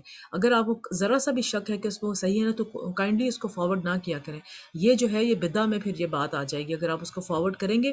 تو آج اگر ہم ویسے اگر بات نہیں کرتے اس طرح کی کوئی، مگر یہ جو میڈیا ہے اس نے بہت جو ہے نا کام خراب کیا ہوا ہے، تو اس میں وہی بات آگے فارورڈ کیا کریں جو بدعہ سے پاک ہو، جو شرک سے پاک ہو، اور آپ کو 100% یقین ہو کہ قرآن و سنت سے یہ بات شامل ہے۔ اور آپ کو 100% یقین کب ہوگا؟ جب آپ کو خود پتا ہوگا قرآن و سنت میں کیا کیا چیزیں لکھی ہوئی ہیں۔ تو اللہ تعالیٰ ہمیں اس سے بچائیں۔ اور جو اکثر لوگ یہ ہوتا ہے کہ وہ جب خاص طور پہ جب آپ بڑی ایج میں آ کے جو ہے آپ قرآن پڑھنا چاہتے ہیں تو کہتے ہیں کہ میں جلدی جلدی پڑھ لوں، کہ اتنا ٹائم میں نے آگے ہی ضائع کر دیا۔ نہیں، اس وقت بھی آرام آرام سے تسلی سے سکون سے جو ہے وہ قرآن کو جو ہے نا پڑھا کریں، کیونکہ یہ شیطان کا یہ بھی ایک حملہ ہوتا ہے کہ جلدی جلدی آپ کو قرآن پڑھوانے کے پیچھے لگا دیتا ہے کہ جلدی جلدی پڑھ لوں، اور جو اصل باتیں ہوتی ہیں ان کا اصل مقصد جو قرآن کا ہوتا ہے وہ چھوٹ جاتا ہے، اور وہ اصل بات جو ہے نا ہماری اس کی تہہ پر ہم نہیں پہنچ سکتے، اور جب ہم اس کی تہہ تک نہیں پہنچیں گے تو ہم اس کو اپنے عمل میں کیسے لے کر آئیں گے۔ آیہ نمبر 17، اس کا جمع کرنا اور پڑھنا ہمارے ذمہ ہے، کہ یہ ہمارا کام ہے کہ ہم اس کو جو ہے وہ ہم نے اس کو سنبھال کے رکھنا ہے۔ یہ اللہ تعالیٰ کا کام ہے کہ ہم نے اس کو سنبھال کر رکھنا ہے، اور پڑھانا ہم نے کیسے اس قرآن کو جو ہے وہ آگے لوگوں تک پہنچانا ہے۔ تو جب ہم اسے پڑھا کریں تو تم اس کو سنا کرو اور پھر اسی طرح پڑھا کرو، یعنی کہ پہلے سن لیا کرو غور سے، اور پھر آگے سے جو ہے اس کو پڑھا کرو، پھر اس کے معنی کا بیان بھی ہمارے ذمہ ہے۔ تو قرآن کو نبی صلی اللہ علیہ وسلم پر اس طرح نازل کیا گیا تھا کہ اس کا معنی بھی آپ کو سمجھا دیا گیا تھا۔ اس لیے آپ دیکھیں کہ قرآن کی تفسیر قرآن سے کرنے کے بعد پھر سب سے پہلے نبی صلی اللہ علیہ وسلم کی احادیث سے کی جاتی ہے کہ وہاں اس آیت کا آپ نے کیا مطلب بتایا تھا۔ تو اس لیے قرآن اور حدیث اس بات سے بھی ثابت ہوتا ہے کہ قرآن اور حدیث جو ہے وہ ساتھ ساتھ ہیں۔ حدیث میں بھی جتنی باتیں حضور صلی اللہ علیہ وسلم سے منسب جو ہے ریلیٹڈ ہیں، وہ کوئی بات انہوں نے اپنے طرف سے نہیں کی ہوئی۔ حدیث میں بھی کتنی باتیں ہیں جو کہ ہمیں قرآن سے نہیں ملتی، وہ بھی وہی کے ذریعے اللہ تعالیٰ نے ان کو بتایا ہے۔ جیسے کہ نماز کا طریقہ، تو نماز کا طریقہ آپ دیکھیں گے کہ جو صحیح بخاری میں لکھا ہوا ہے، وہ حضرت جبرائیل علیہ السلام نے ان کو ایک ایک بتائی ہوئی بات کہ کون سی وقت پہ تم نے کون سی نماز پڑھنی ہے، کتنے سجدے، کتنی رکعتیں، کتنا کیا، وہ سب حدیث میں لکھا ہے۔ اب وہ حضور صلی اللہ علیہ وسلم نے خود سے تو نہیں بنائی نماز کہ اچھا چلو اس میں یہ کر لیتے ہیں، اس میں یہ اس میں، وہ سب وہی کے ذریعے آپ کی طرف نازل ہوئی تھی۔ قرآن میں تو نہیں لکھا ہوا کہ نماز کیسے پڑھنی ہے، مگر حدیث میں آپ کو پوری ڈیٹیل ملے گی، ایک ایک چیز ملے گی کہ نماز جو ہے ہم نے پڑھنی کیسے ہے۔ تو اس لیے ہم حدیث اور قرآن کو ساتھ ساتھ لے کے چلیں گے۔ یہ نہیں کہ حدیث کو ہم پیچھے کر دیں یا حدیث پہلے کر دیں اور قرآن پیچھے کر دیں، نہیں، دونوں کو ساتھ ساتھ لے کے چلنا ہے۔ مگر لوگوں تم دنیا کو دوست رکھتے ہو۔ تو یعنی بعض اوقات انسان قرآن جلدی جلدی کیوں پڑھتا ہے، نیکی یا دین کا کام نماز جلدی جلدی کیوں پڑھتا ہے؟ تو یہاں پر اسی چیز کی طرف اشارہ کیا گیا ہے کہ تم جلدی حاصل ہونے والی چیز دنیا کو چاہتے ہو، یعنی اس کا تعلق نبی صلی اللہ علیہ وسلم سے نہیں کہ وہ اس لیے جلدی پڑھ رہے تھے۔ آپ جو کچھ کرتے تھے اور آپ کو جس چیز سے روکا گیا تھا، اس میں ہمارے لیے ایک سبق ہوتا ہے۔ تو آپ تو اس لیے جلدی پڑھتے تھے کہ کہیں بھول نہ جائیں اور پہچاننے میں کوئی کمی نہ رہ جائے۔ آیت نمبر 21، اور آخرت کو چھوڑے دیتے ہو، اس روز بعض چہرے رونق ہوں گے، اپنے پروردگار کی طرف نظر کیے ہوں گے، اور بہت سے چہرے اس دن اداس ہوں گے، خیال کریں گے کہ ان کے ساتھ کمر توڑ معاملہ کیا جائے۔ قیامت کے دن ایمان والوں کے لیے اللہ کا دیدار ہوگا، اور اللہ تعالیٰ ان سے بات کریں گے، ان کے سامنے ہنسیں گے، جیسے دیکھ کر وہ سجدے میں گر پڑیں۔ جسے دیکھ کر انسان جو ہے سارے جنت میں سجدے میں گر پڑیں گے. اللہ کو ہر مومن تنہا بھی دیکھ پائے گا اور اللہ کو دیکھنے میں کوئی چیز حائل نہ ہوگی. سبحان اللہ، کیا منظر ہوگا وہ. پھر جنت میں اللہ کا دیدار ہوگا، تو اللہ کا دیدار پانے کے لیے انسان کو عمل کرنا چاہیے، اور ہماری ہر عمل میں جو ہے یہ بات ہونی چاہیے کہ ہم وجہ اللہ کے لیے یہ کام کر رہے ہیں. آیا نمبر 26. ہاں، جب جان گلے تک آ جائے گی اور لوگ کہنے لگیں گے اس وقت کون جھاڑ پھونچ کرنے والا ہے. یاد رکھیے کہ عام بیماریوں میں دم جھاڑ فائدہ دیتی ہیں، یعنی کہ دم وغیرہ آپ کریں یا رقیہ کریں تو یہ فائدہ دیتی ہیں کہ یہ بھی جائز ہے. نبی صلی اللہ علیہ وسلم کے بارے میں حضرت عائشہ رضی اللہ تعالیٰ عنہ کہتی ہیں کہ آپ مجھے نظر بد سے دم کرنے کا حکم دیتے تھے. تو اس سے یہ بھی پتہ چلتا ہے کہ خود بھی دم کیا جا سکتا ہے اور کسی سے کروایا بھی جا سکتا ہے. اور جس کو دم کرنا آتا ہے اس کے لیے نبی صلی اللہ علیہ وسلم نے فرمایا کہ تم میں سے جو شخص اپنے بھائی کو فائدہ پہنچا سکتا ہو تو اسے ایسا کرنا چاہیے، کیونکہ وہ بہت مجبور اور پریشان انسان ہوتا ہے، اس کی مدد کرنی چاہیے. کہ پریشانی میں انسان کو خود یاد نہیں رہتا، خود بھی ڈاکٹر اگر کوئی ہو تو اس کو یاد نہیں رہتا کہ کون سی دوائی کھانی ہے، تو آپ دوسرے سے کنسلٹ کر سکتے ہیں. نبی صلی اللہ علیہ وسلم خود بھی دم کیا کرتے تھے. رات کو اپنے ہاتھوں پر موضتین پڑھ کر اپنے جسم پر پھیر لیتے تھے. جب بیمار پڑے تو حضرت عائشہ رضی اللہ تعالیٰ عنہ کہتی ہیں کہ آپ اپنے اوپر دم کر لیتے تھے، یعنی بیماری میں، اور ویسے بھی روزانہ رات کو پڑھتے تھے. تو دم میں جو ہے وہ کوئی مذائقہ نہیں ہے، آپ اپنے خود پہ بھی دم کر سکتے ہیں، اور اتھینٹیکیٹڈ طریقے سے کہ جو بھی شرعی لحاظ سے صحیح چیزیں اس کے لحاظ سے آپ دم کر سکتے ہیں. مگر یہاں پر کس بات کا ذکر آ رہا ہے کہ جب جان گلے تک آ پہنچے گی، یعنی کہ اتنی سخت انسان موت کی تکلیف میں ہوگا کہ اس وقت جو ہے یہ دم وغیرہ بھی ساتھ کوئی فائدہ نہیں دیں گے. اور اس جان بلب نے سمجھا کہ اب جدائی کا وقت ہے اور پنڈلی سے پنڈلی لپٹ جائے گی. اس دن تجھ کو اپنے رب کی طرف کھینچے چلے جانا ہے. پھر ایسے مغرور نے نہ تو پیغمبر صلی اللہ علیہ وسلم کو سچا جانا، نہ نماز پڑھی، لیکن جھٹلایا اور منہ پھیر لیا. پھر اپنے گھر والوں کے پاس اکڑتا ہوا چل دیا. خرابی ہے تیری خرابی پر خرابی، پھر خرابی ہے تیری خرابی پر خرابی. کیا انسان یہ خیال کرتا ہے کہ اسے یوں ہی چھوڑ دیا جائے گا؟ کیا وہ منی کا جو ٹپکائی جاتی ہے ایک قطرہ نہ تھا؟ یعنی کہ انسان کی اب اللہ تعالیٰ جو ہے وہ اوقات یاد کرا رہے کہ تمہاری اوقات کیا تھی، کہ ایک گندے پانی سے تمہیں بنایا. پھر کیا بنایا؟ پھر لوتھڑا ہوا. پھر اللہ نے اس کو بنایا، سو اس کے اعضاء کو درست کیا. پھر اللہ نے اس کو ایک خوبصورت شکل میں بنا دیا. پھر اس کی دو قسمیں بنائی، یعنی کہ مرد اور عورت. کیا اس کو اس بات پر قدرت نہیں کہ مردوں کو زندہ کر دے؟ یعنی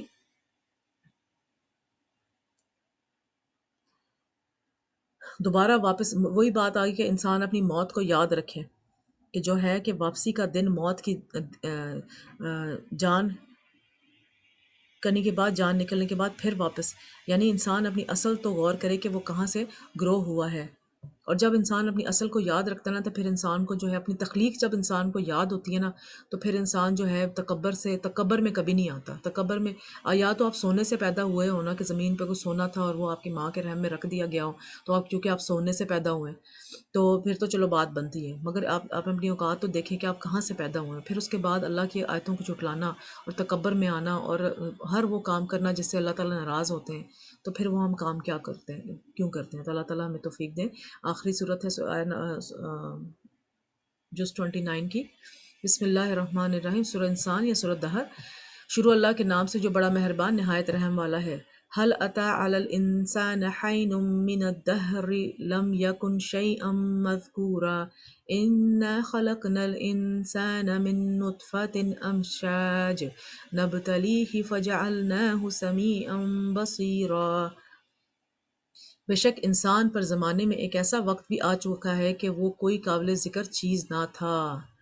یعنی جب سے روح پیدا ہوئی ہے، جب انسان کے جسم تو اب جا کر ملے اور ہوش میں، اور ہم اب آئے ہیں، تو ایک وقت تھا جب ہمارا کوئی نام نہیں تھا، ہمارا کوئی ذکر نہیں تھا، ہمیں کوئی جانتا نہیں تھا، یہاں تک کہ ہمارے والدین بھی نہیں تھے دنیا میں. تو پھر اللہ تعالیٰ کے ہی سسٹم کے تحت ہم وجود میں آئے. کہ انسان کی تخلیق کے بارے میں اللہ تعالیٰ اس کو یاد کرا رہے ہیں کہ ہمارا اصل کیا تھا. ہم نے انسان کو ملے جلے نطفے سے پیدا کیا تاکہ اسے آزمائیں، تو ہم نے اس کو سنتا دیکھتا بنایا. کہ ہم انسان کو اللہ تعالیٰ نے دوسری مخلوقات کی طرح نہیں پیدا کیا، کچھ جو ہے وہ خصوصیات کے ساتھ پیدا کیا ہے، تاکہ جو امتحان انسان سے لیا جائے اس کو وہ پورا کر دے، انسان وہ اس کو سنتا ہے اور دیکھتا ہے۔ یقیناً ہم نے اسے راستہ بھی دکھایا، اب خواہ شکر گزار ہو یا ناشکرہ ہو۔ تو وہ راستہ کیا ہے؟ وہ جو ہے راستہ ہمارا قرآن کا راستہ ہے۔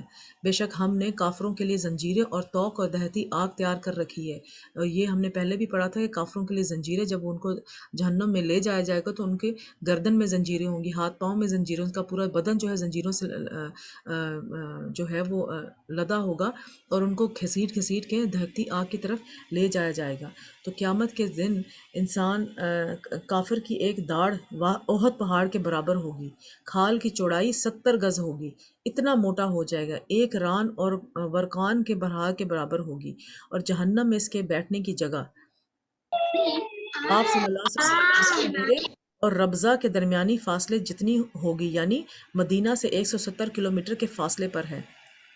آپ اس سے آپ اندازہ لگائیں کہ ایک ایک جہنمی کتنا موٹا ہو جائے گا، کتنا بڑا ہو جائے گا، اور جتنا بڑا ہو جائے گا اتنی سزا زیادہ ہوگی، اور اتنی ہی اس کو تکلیف ہوگی سزا کی، کہ انسان جو ہے وہاں پہ جا کے بہت زیادہ موٹا ہو جائے گا، اور پھر جب اس کی کھال اکھیڑی جائے گی، اس کو گھسیٹا جائے گا، تو اس کو ظاہر جب جسم بڑا ہوگا تو درد بھی اتنی ہی ہوگی۔ اللہ استغفر اللہ۔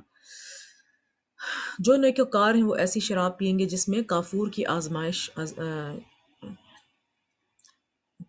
کی آمیزش ہوگی، کہ یعنی یہ اب جو لوگ کامیاب ہیں، ابرار، جو نیکی کے کام کرنے والے لوگ ہیں، ان کے بارے میں اللہ تعالیٰ بتا رہے ہیں۔ یہ ایک چشمہ ہے جس میں اللہ کے بندے پیئیں گے، اور اس میں سے چھوٹی چھوٹی نہریں نکلیں گی، یعنی کہ وہ چشمہ جو ہے وہ کسی ایک بڑی سی جگہ سے نکلے گا، اور چھوٹی چھوٹی نہریں ہر انسان کے جو بھی جنت میں گھر ہوگا اس کے گھر کے اندر وہ نہر نکل رہی ہوگی۔ یہ لوگ نظریں پوری کرتے ہیں اور اس دن سے جس کی سختی پھیل رہی ہوگی خوف رکھتے ہیں۔ تو یہ وہ لوگ ہوں گے، یعنی کہ یہ شراب ان کو پلائی جائے گی اور ان کے گھر نہر آئے گی، جو لوگ اپنی نظر پوری کرتے ہیں، جو اللہ کے نام پر مانی جاتی ہے، یا نظر وہ نیکی ہوتی ہے جو اللہ نے ہم پر لازم نہیں کی، ہم اس کو اپنے اوپر خود لازم کر لیتے ہیں، یعنی اللہ سے اجر پانے کے لیے جو کمٹمنٹ کی جاتی ہے، جیسے کہ اللہ تعالیٰ میرے کام ہو جائے گا تو میں 100 نفل پڑھوں گی، یا میں کوئی صدقہ وغیرہ کروں گی، اس طرح کی نظریں۔ تو جو لوگ اپنی نظر پوری کرتے ہیں تو وہ جو ہے وہ اس دن کی سختی سے اللہ تعالیٰ ان کو اس دن کی سختی سے بچا لیں گے۔ اور باوجود یہ کہ ان کو خود کھانا کھانے کی چاہت ہوتی، مگر فقیروں اور یتیموں کو اور قیدیوں کو کھلاتے ہیں۔ تو یہاں پر آپ دیکھیں کہ کھانا کھلانا کتنا افضل ترین کام ہے۔ پہلے بھی ہم نے صورت میں پڑھا کہ حضور صلی اللہ علیہ وسلم نے فرمایا کہ افضل اعمال مومن کی خوشی دینا ہے، تم اس کے ستر کو ڈھانپ دو، یعنی اسے کوئی کپڑا پہنا دو، یا اس کی بھوک کو سیر کر دو، یا اس کی ضرورت کو پورا کر دو، تو یہ سب افضل کام ہے۔ جنت کو واجب کرنے والا عمل ہے کھانا کھلانا۔ ہانی بن یزید رضی اللہ تعالیٰ عنہ نے نبی صلی اللہ علیہ وسلم سے پوچھا کہ مجھے کوئی ایسی چیز بتا دے جو جنت کو واجب کر دے، یعنی جنت پکی ہو جائے۔ تو فرمایا کہ حسن کلام میں اچھی بات کرو اور کھانا کھلانے کو لازم پکڑ لو، حسن کلام کے اچھے طریقے سے بات کرو۔ حمزہ بن صہیب کہتے ہیں کہ عمر رضی اللہ تعالیٰ نے صہیب سے کہا کہ تم میں کھانے کے معاملے میں اسراف کی خصلت ہے، تو انہوں نے فرمایا کہ یقیناً میں نے حضور صلی اللہ علیہ وسلم کو یہ فرماتے ہوئے سنا ہے کہ تم میں سے بہترین وہ ہے جو کھانا کھلانے والے ہیں، یعنی کہ مہمان نوازی بھی کرتے ہیں اور ویسے بھی کھلاتے ہیں، یعنی کہ ہر طریقے سے جو کھانا کھلانے کا طریقہ ہو سکتا ہے۔ تو یہ اسراف میں نہیں آتا، یعنی اس میں مال خرچ کرنا الا یہ کہ ضائع کیا جائے، ضائع نہیں کر سکتے۔ اور پھر اللہ تعالیٰ ایک کھجور کو اور ایک لقمے کو اس طرح بڑھا دیتا ہے جیسے تم میں سے کوئی آدمی اپنے گھوڑے کے بچھڑے کو بڑھاتا ہے، یعنی اس کو پالتا ہے، گھوڑے کے بچڑے کو بڑھاتا ہے، یعنی اس کو پالتا ہے اور بڑا کرتا ہے، حتیٰ کہ ایک لقمہ جو آپ کسی کو کھلاتے ہیں وہ اجر و ثواب میں احد پہاڑ کے برابر ہو جاتا ہے۔ اتنا بڑا اجر و ثواب ہے، اور اس کے لیے غریب اور مسکین اور یتیم کو تو کھانا کھلانا ہی ہے۔ آپ کے مال میں سے جو بھی کوئی کھاتا ہے اس کا اجر آپ کو ملتا ہے۔ آیا نمبر 9۔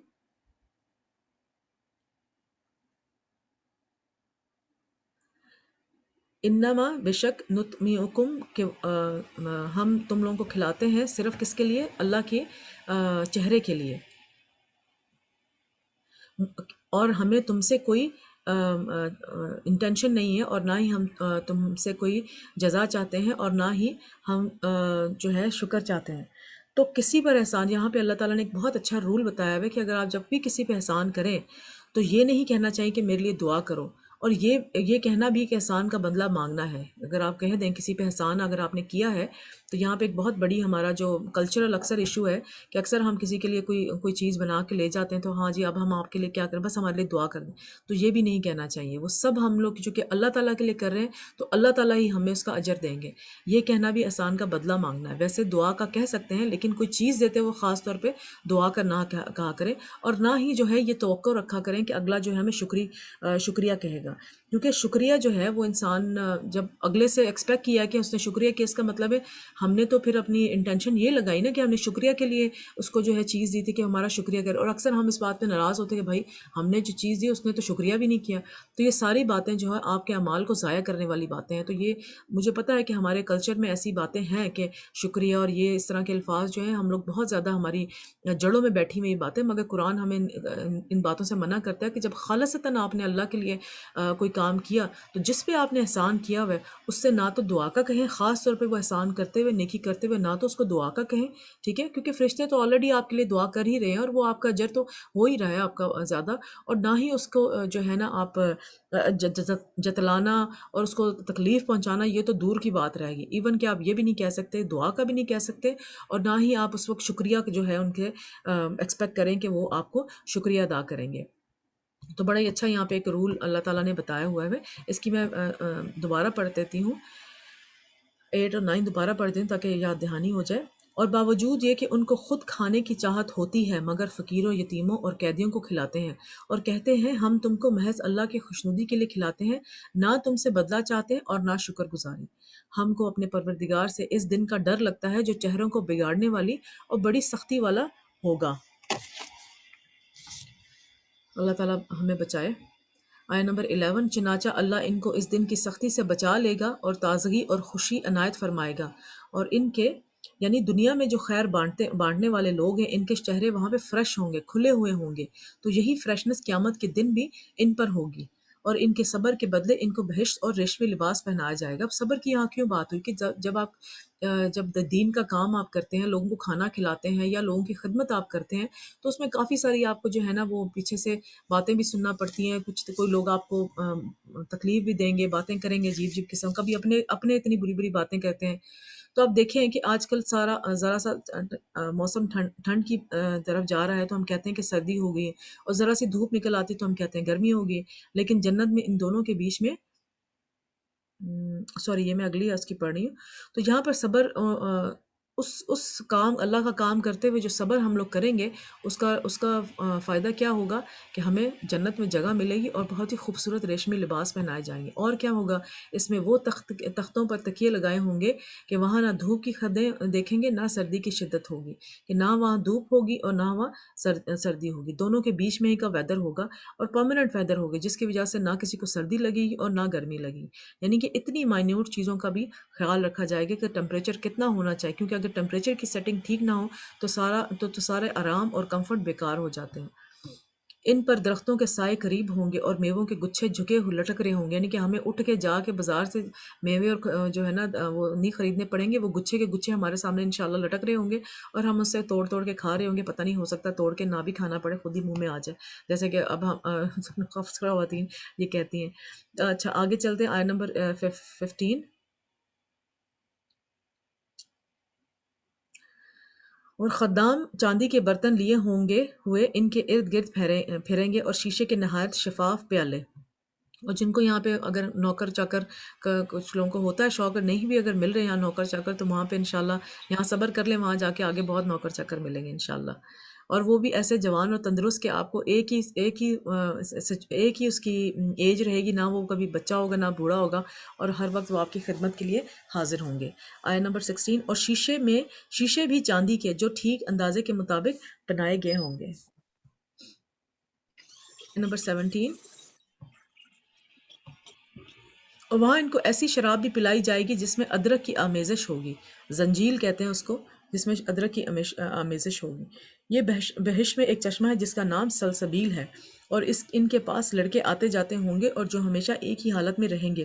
جب تم ان پر نگاہ ڈالو گے تو خیال کرو گی جیسے کوئی بکھرے ہوئے موتی، یعنی کہ اتنا خوبصورت، اتنی زبردست سروس ہوگی. عبداللہ بن عمر رضی اللہ تعالیٰ عنہ کہتے ہیں کہ کم تر درجے کا جنتی وہ ہے جس کے 1000 خادم بھاگ دوڑ کر رہے ہوں گے، 1000 سرو کرنے والے ہوں گے. ہر خادم ایسے کام پر معمور ہوگا جس میں اس کا کوئی ساتھی نہ ہوگا. ہر ایک الگ الگ آپ کے لیے کام کر رہا ہو تو کسی بھی چیز کا انتظار نہیں کرنا پڑے گا. تو 1000 خادم کا پتہ نہیں وہاں ہم کریں گے کیا، بس کچھ نہ کچھ تو کریں گے انشاءاللہ. اور بہشت میں جہاں آنکھ اٹھاؤ گے کثرت سے نعمت اور عظیم الشان سلطنت دیکھو گے. ان کے جسموں پر دیپا اور اطلس کے سبز کپڑے ہوں گے اور انہیں چاندی کے کنگن پہنائے جائیں گے، اور ان کا پروردگار ان کو نہایت پاکیزہ مشروب پلائے گا. پیچھے آپ نے دیکھا کہ جنت کا ایک چشمہ ہوگا، جنتی جیسے جنتی جہاں جائیں گے وہاں لے جائیں گے، یعنی خود پئیں گے، دوسرے ولدان یا غلام پلائیں گے، خادم پلائیں گے، اور تیسرے اس سے بھی اعلیٰ درجے کے مقربون کو خدا پلائے گا. سبحان اللہ. کہ یہاں پر ان کو ان کا پروردگار نہایت پاکیزہ مشروب پلائے گے. اللہ تعالیٰ خود ہمیں جو ہے وہ سروسز دیں گے وہاں پر، کہ ہمیں خود جو ہے وہ مشروب پلائیں گے. تو اللہ تعالیٰ ہمیں ان میں شامل کرے. فرمائے گا اللہ تعالیٰ کیا فرمائے گا یہ تمہارا صلہ ہے اور تمہاری محنت ہمارے ہاں مقبول ہے. یعنی معمولی نیکی کی بھی قدر کرنے والا اللہ تعالیٰ ہے. حضور صلی اللہ علیہ وسلم نے فرمایا کہ جس نے مسلمانوں کے راستے سے ایسی چیز ہٹا دی جو انہیں تکلیف پہنچاتی ہو تو اللہ اس کے لیے نیکی لکھ دیتا ہے. جس کے لیے اللہ نیکی لکھ دے تو اس کی وجہ سے اسے جنت میں داخل کر دیتا ہے. آیت نمبر 23. اے نبی صلی اللہ علیہ وسلم، ہم نے تم پر قرآن بتدریج نازل کیا ہے تو اپنے پروردگار کے فیصلے کے لیے انتظار کیے رہو، اور ان لوگوں میں سے کسی بد عمل اور ناشکرے کا کہا نہ ماننا، اور صبح اور شام اپنے رب کا نام لیتے رہو. پھر تسبیح کی بات آ گئی. اور رات کو بڑی رات تک اس کے آگے سجدے کرو اور اس کی پاکی بیان کرو. اور یہ لوگ دنیا کو دوست رکھتے ہیں اور قیامت کے بھاری دن کو پس پش چھوڑ دیتے ہیں. ہم نے ان کو پیدا کیا اور ان کے جوڑے جوڑے کو مضبوط بنایا، اور اگر ہم چاہیں تو ان کے بدلے انہی کی طرح اور لوگ لے آئیں گے. یہ قرآن تو نصیحت ہے، جو چاہے اپنے پروردگار کی طرف پہنچنے کا راستہ اختیار کر لے. اللہ نے راہیں دکھا دی ہیں، اب جو چاہے پیروی کرے اور جو چاہے نہ کرے پیروی. اور تم کچھ بھی نہیں چاہ سکتے مگر جو اللہ کو منظور ہو. بے شک اللہ جاننے والا ہے، حکمت والا ہے. جو جس کو چاہتا ہے اپنی رحمت میں داخل کر لیتا ہے، اور ظالموں کے لیے اس نے دکھ دینے والا عذاب تیار کر رکھا ہے. تو ہر جگہ اللہ تعالیٰ نے دو طرح کے لوگ، جنت دوزخ کا بیان، اور کون اس قرآن کو چھوڑ کے تو کہاں جائے گا، قرآن کو پکڑ لیں گے تو کہاں جائے گا، اس کا بار بار اللہ نے ہر صورت میں اس کا تذکرہ کیا ہوا ہے. اور بار بار اللہ تعالیٰ ہمیں اس بات کی ریمائنڈر دے رہے ہیں. اللہ تعالیٰ ہمیں کرنے والا بتائے. سوری میں نے کہہ دیا کہ سورہ انسان آخری سورہ، سورہ مرسلات آخری سورہ 29 کی. بسم اللہ الرحمن الرحیم. شروع اللہ کے نام سے جو بڑا نہایت مہربان اور رحم کرنے والا ہے. والمرسلات والمرسلات عرفا والعاصفات عصفا والناشرات نشرا فالفارقات فرقا فالملقيات ذکرا عذرا او نذرا انما توعدون لواقع. نبی صلی اللہ علیہ وسلم اس کو مغرب میں پڑھا کرتے تھے. آئیں دیکھتے ہیں اس میں کیا ہے. ہواؤں کی قسم جو نرم نرم چلتی ہیں، پھر زور. اب ہواؤں کے بارے میں اس میں ذکر ہو. مرسلات ویسے بھی کہتے ہیں کمیونیکیشن. تو ہواؤں کا اس میں جو ہے وہ ہوائیں جب چلتی ہیں تو ہمیں بہت ساری چیزوں کا اندازہ ہو جاتا ہے کہ طوفان آنے والا ہے، بارش ہونے والی ہے. تو اس کے بارے میں اس کے بارے میں بات ہو رہی ہے کہ ہواؤں کی قسم جو نرم نرم چلتی ہیں، پھر زور پکڑ کر جکڑ ہو جاتی ہیں اور بادلوں کو ابھار کر اٹھا لیتی ہیں، پھر ان کو پھاڑ کر جدا جدا کر دیتی ہیں. پھر فرشتوں کی قسم جو وہی لاتے ہیں. تو اللہ تعالیٰ نے ہوا کی قسم کھائی ہوئی ہے کہ کتنے بڑے بڑے کام یہ ہوا کرتی ہے. ہوا اگر چلے تو ہمارے لیے نعمت، اگر بہت تیز چلے تو جو ہے ہمارے لیے عذاب بھی، اللہ نہ کرے عذاب بھی آ سکتا ہے. جیسے کہ پچھلی قوموں پر عذاب آیا تھا، تو وہ 7 دن اور 8 راتیں جو ہے وہ ہوا چلتی رہی اس سے، اور انہوں نے جو ہے ان کی کھوپڑیاں کھول کے رکھ دی تھی اس ہوا نے. تو ہوا جو ہے وہ عذاب کا جو ہے وہ بھی ذریعہ ہوتا ہے، مگر نعمت کا بھی. اور پھر اللہ تعالیٰ نے فرشتوں کی قسم کھائی. پھر فرشتوں کی قسم جو وہی لاتے ہیں تاکہ عذر دور کر دیا جائے یا ڈر سنا دیا جائے. ایک ہوا جو ہمیں نظر نہیں آتی کیا کچھ کر جاتی ہے، کیسی کیسی قوت ہے اس میں، تو اس سے بھی سبق حاصل کرو، دلیل پکڑو۔ اور فرشتوں کی آگے اللہ تعالیٰ نے بات کی ہے کہ جس فیصلے کا تم سے وعدہ کیا جاتا ہے وہ ہو کر رہے گا، یعنی کہ قیامت آ کر رہے گی، جب تاروں کی چمک جاتی رہے گی اور جب آسمان میں شگاف پڑ جائیں گے۔ اب تو دیکھیں جیسے سورہ ملک میں ہم نے پڑھا تھا کہ آسمان میں آپ کو کوئی جو ہے وہ ڈیفیکٹ نظر نہیں آتا، آپ اپنی نظر گھما گھما کے تھک جائیں گے، مگر آسمان میں کوئی بھی آپ کو جو ہے وہ ڈیفیکٹ نظر نہیں آئے گا، کوئی لکیر، کوئی کریک، کوئی ہول آپ کو آسمان میں نظر نہیں آئے گا۔ اور جب قیامت آئے گی تو آسمان میں شگاف پڑ جائیں گے، اور جب پہاڑ ریزہ ریزہ کر کے اڑا دیے جائیں گے، اور جب پیغمبروں کے لیے وقت مقرر کر دیا جائے گا، بھلا ان کاموں میں تاخیر کس لیے کی گئی؟ فیصلے کے دن کے لیے۔ اور تمہیں کیا خبر کہ فیصلے کا دن کیا ہے؟ اس دن جھٹلانے والوں کے لیے خرابی ہوگی۔ تو وہ دن ساری مخلوق کے فیصلے کا دن ہے، حتیٰ کہ بغیر سینگ والی بکری کا بدلہ سینگ والی بکری سے لیا جائے گا۔ سب سے پہلے امت محمد صلی اللہ علیہ وسلم کا حساب ہوگا، اور امت محمد میں بھی سب سے پہلے علماء، شہداء اور بہت زیادہ صدقہ خیرات کرنے والے، یعنی جو آگے آگے کے لوگوں کے ہوں گے، ان کا حساب پہلے ہو جائے گا۔ بہت ڈرنے کی بات ہے، قتل کے مقدمے پیش ہوں گے، نماز کا حساب لیا جائے گا، جنہوں نے لوگوں کا حق مارا ہوگا، کسی کو گالی دی ہوگی، کسی پر تہمت لگائی ہوگی، کسی کا مال کھایا ہوگا، کسی کا خون بہایا ہوگا، کسی کو مارا ہوگا، تو ان سب مظلوم کو ظالم کی نیکیوں سے بدلہ دیا جائے گا۔ اور اگر پھر بھی نیکیاں ختم ہوئی تو اس مظلوم کے گناہ ظالم پر ڈال دیے جائیں گے۔ تو ہمیں اس دن سے بہت ڈرنا چاہیے اور ہر وقت اس کی تیاری کرنی چاہیے۔ آیت نمبر 16، کیا ہم نے پہلے لوگوں کو ہلاک نہیں کر ڈالا تھا؟ پھر ان پچھلوں کو بھی ان کے پیچھے بھیج دیں گے، ہم گنہگاروں کے ساتھ ایسا ہی کیا کرتے ہیں۔ اس دن جھٹلانے والوں کی خرابی ہوگی۔ وَيْلٌ يَوْمَئِذٍ لِّلْمُكَذِّبِينَ، اس دن جھٹلانے والوں کی خرابی ہوگی۔ کیا ہم نے تم کو حقیر پانی سے نہیں پیدا کیا، یعنی کہ نطفے تھے، پھر اس کو ایک محفوظ جگہ پہ رکھا ماں کے پیٹ میں ایک وقت معین تک، یعنی کہ 9 مہینے، پھر ہم نے اندازہ مقرر کیا، سو ہم کیا ہی خوب اندازہ مقرر کرنے والے ہیں۔ اس دن جھٹلانے والوں کی خرابی ہے۔ کیا ہم نے زمین کو سمیٹنے والی نہیں بنایا، یعنی زندوں اور مردوں کو، اور ہم نے اس پر اونچے اونچے پہاڑ رکھ دیے اور تم لوگوں کو میٹھا پانی پلایا، یعنی کہ اس پہاڑوں کو اللہ تعالیٰ نے زمین کے اوپر جمایا ہوا تھا کہ کہیں زمین ڈولے نہ، اور آپ جو ہے آپ کے لیے رہنے کے لیے آسانی پیدا کی، اور اس میں پھر اللہ تعالیٰ نے میٹھا پانی بھی انسان کے لیے بنایا۔ پھر اس دن جھٹلانے والوں کی خرابی ہوگی، کہ قیامت والے دن جو یہ ساری اللہ تعالیٰ کی نعمتوں کو جھٹلاتا ہے اس دنیا میں، ان کے لیے خرابی ہوگی۔ جس چیز کو تم جھٹلایا کرتے تھے اب اس کی طرف چلو، یعنی اس سائے کی طرف چلو جس کی 3 شاخیں ہیں، نہ ٹھنڈی چھاؤں اور نہ شعلوں سے بچاؤ،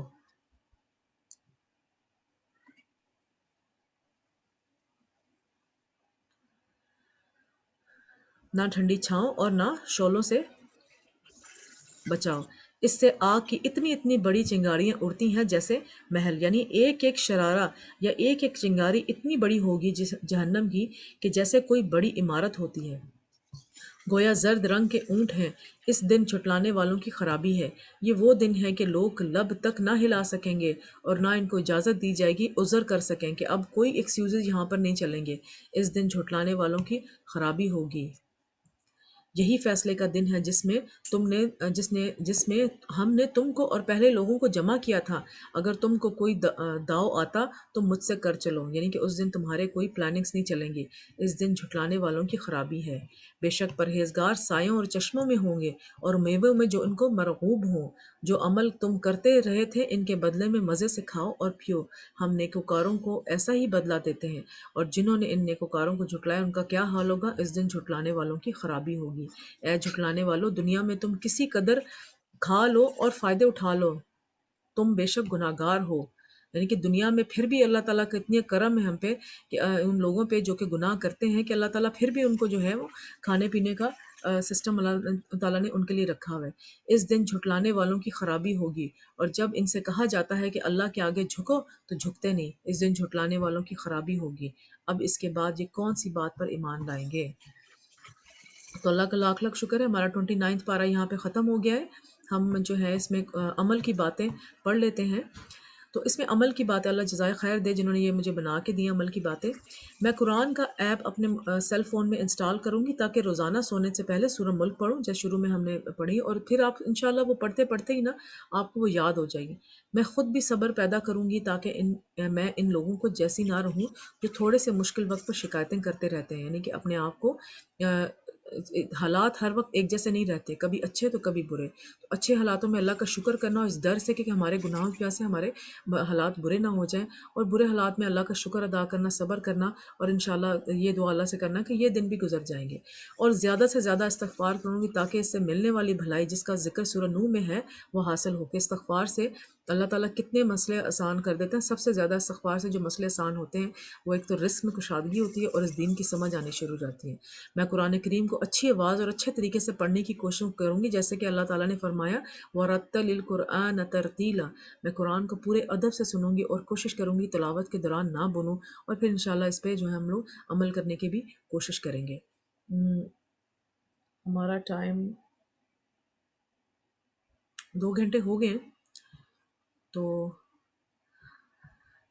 کل پھر انشاءاللہ ہم لوگ پارہ 30 شروع کر لیں گے انشاءاللہ. جزاک اللہ خیرن کثیرن. بارک اللہ فی.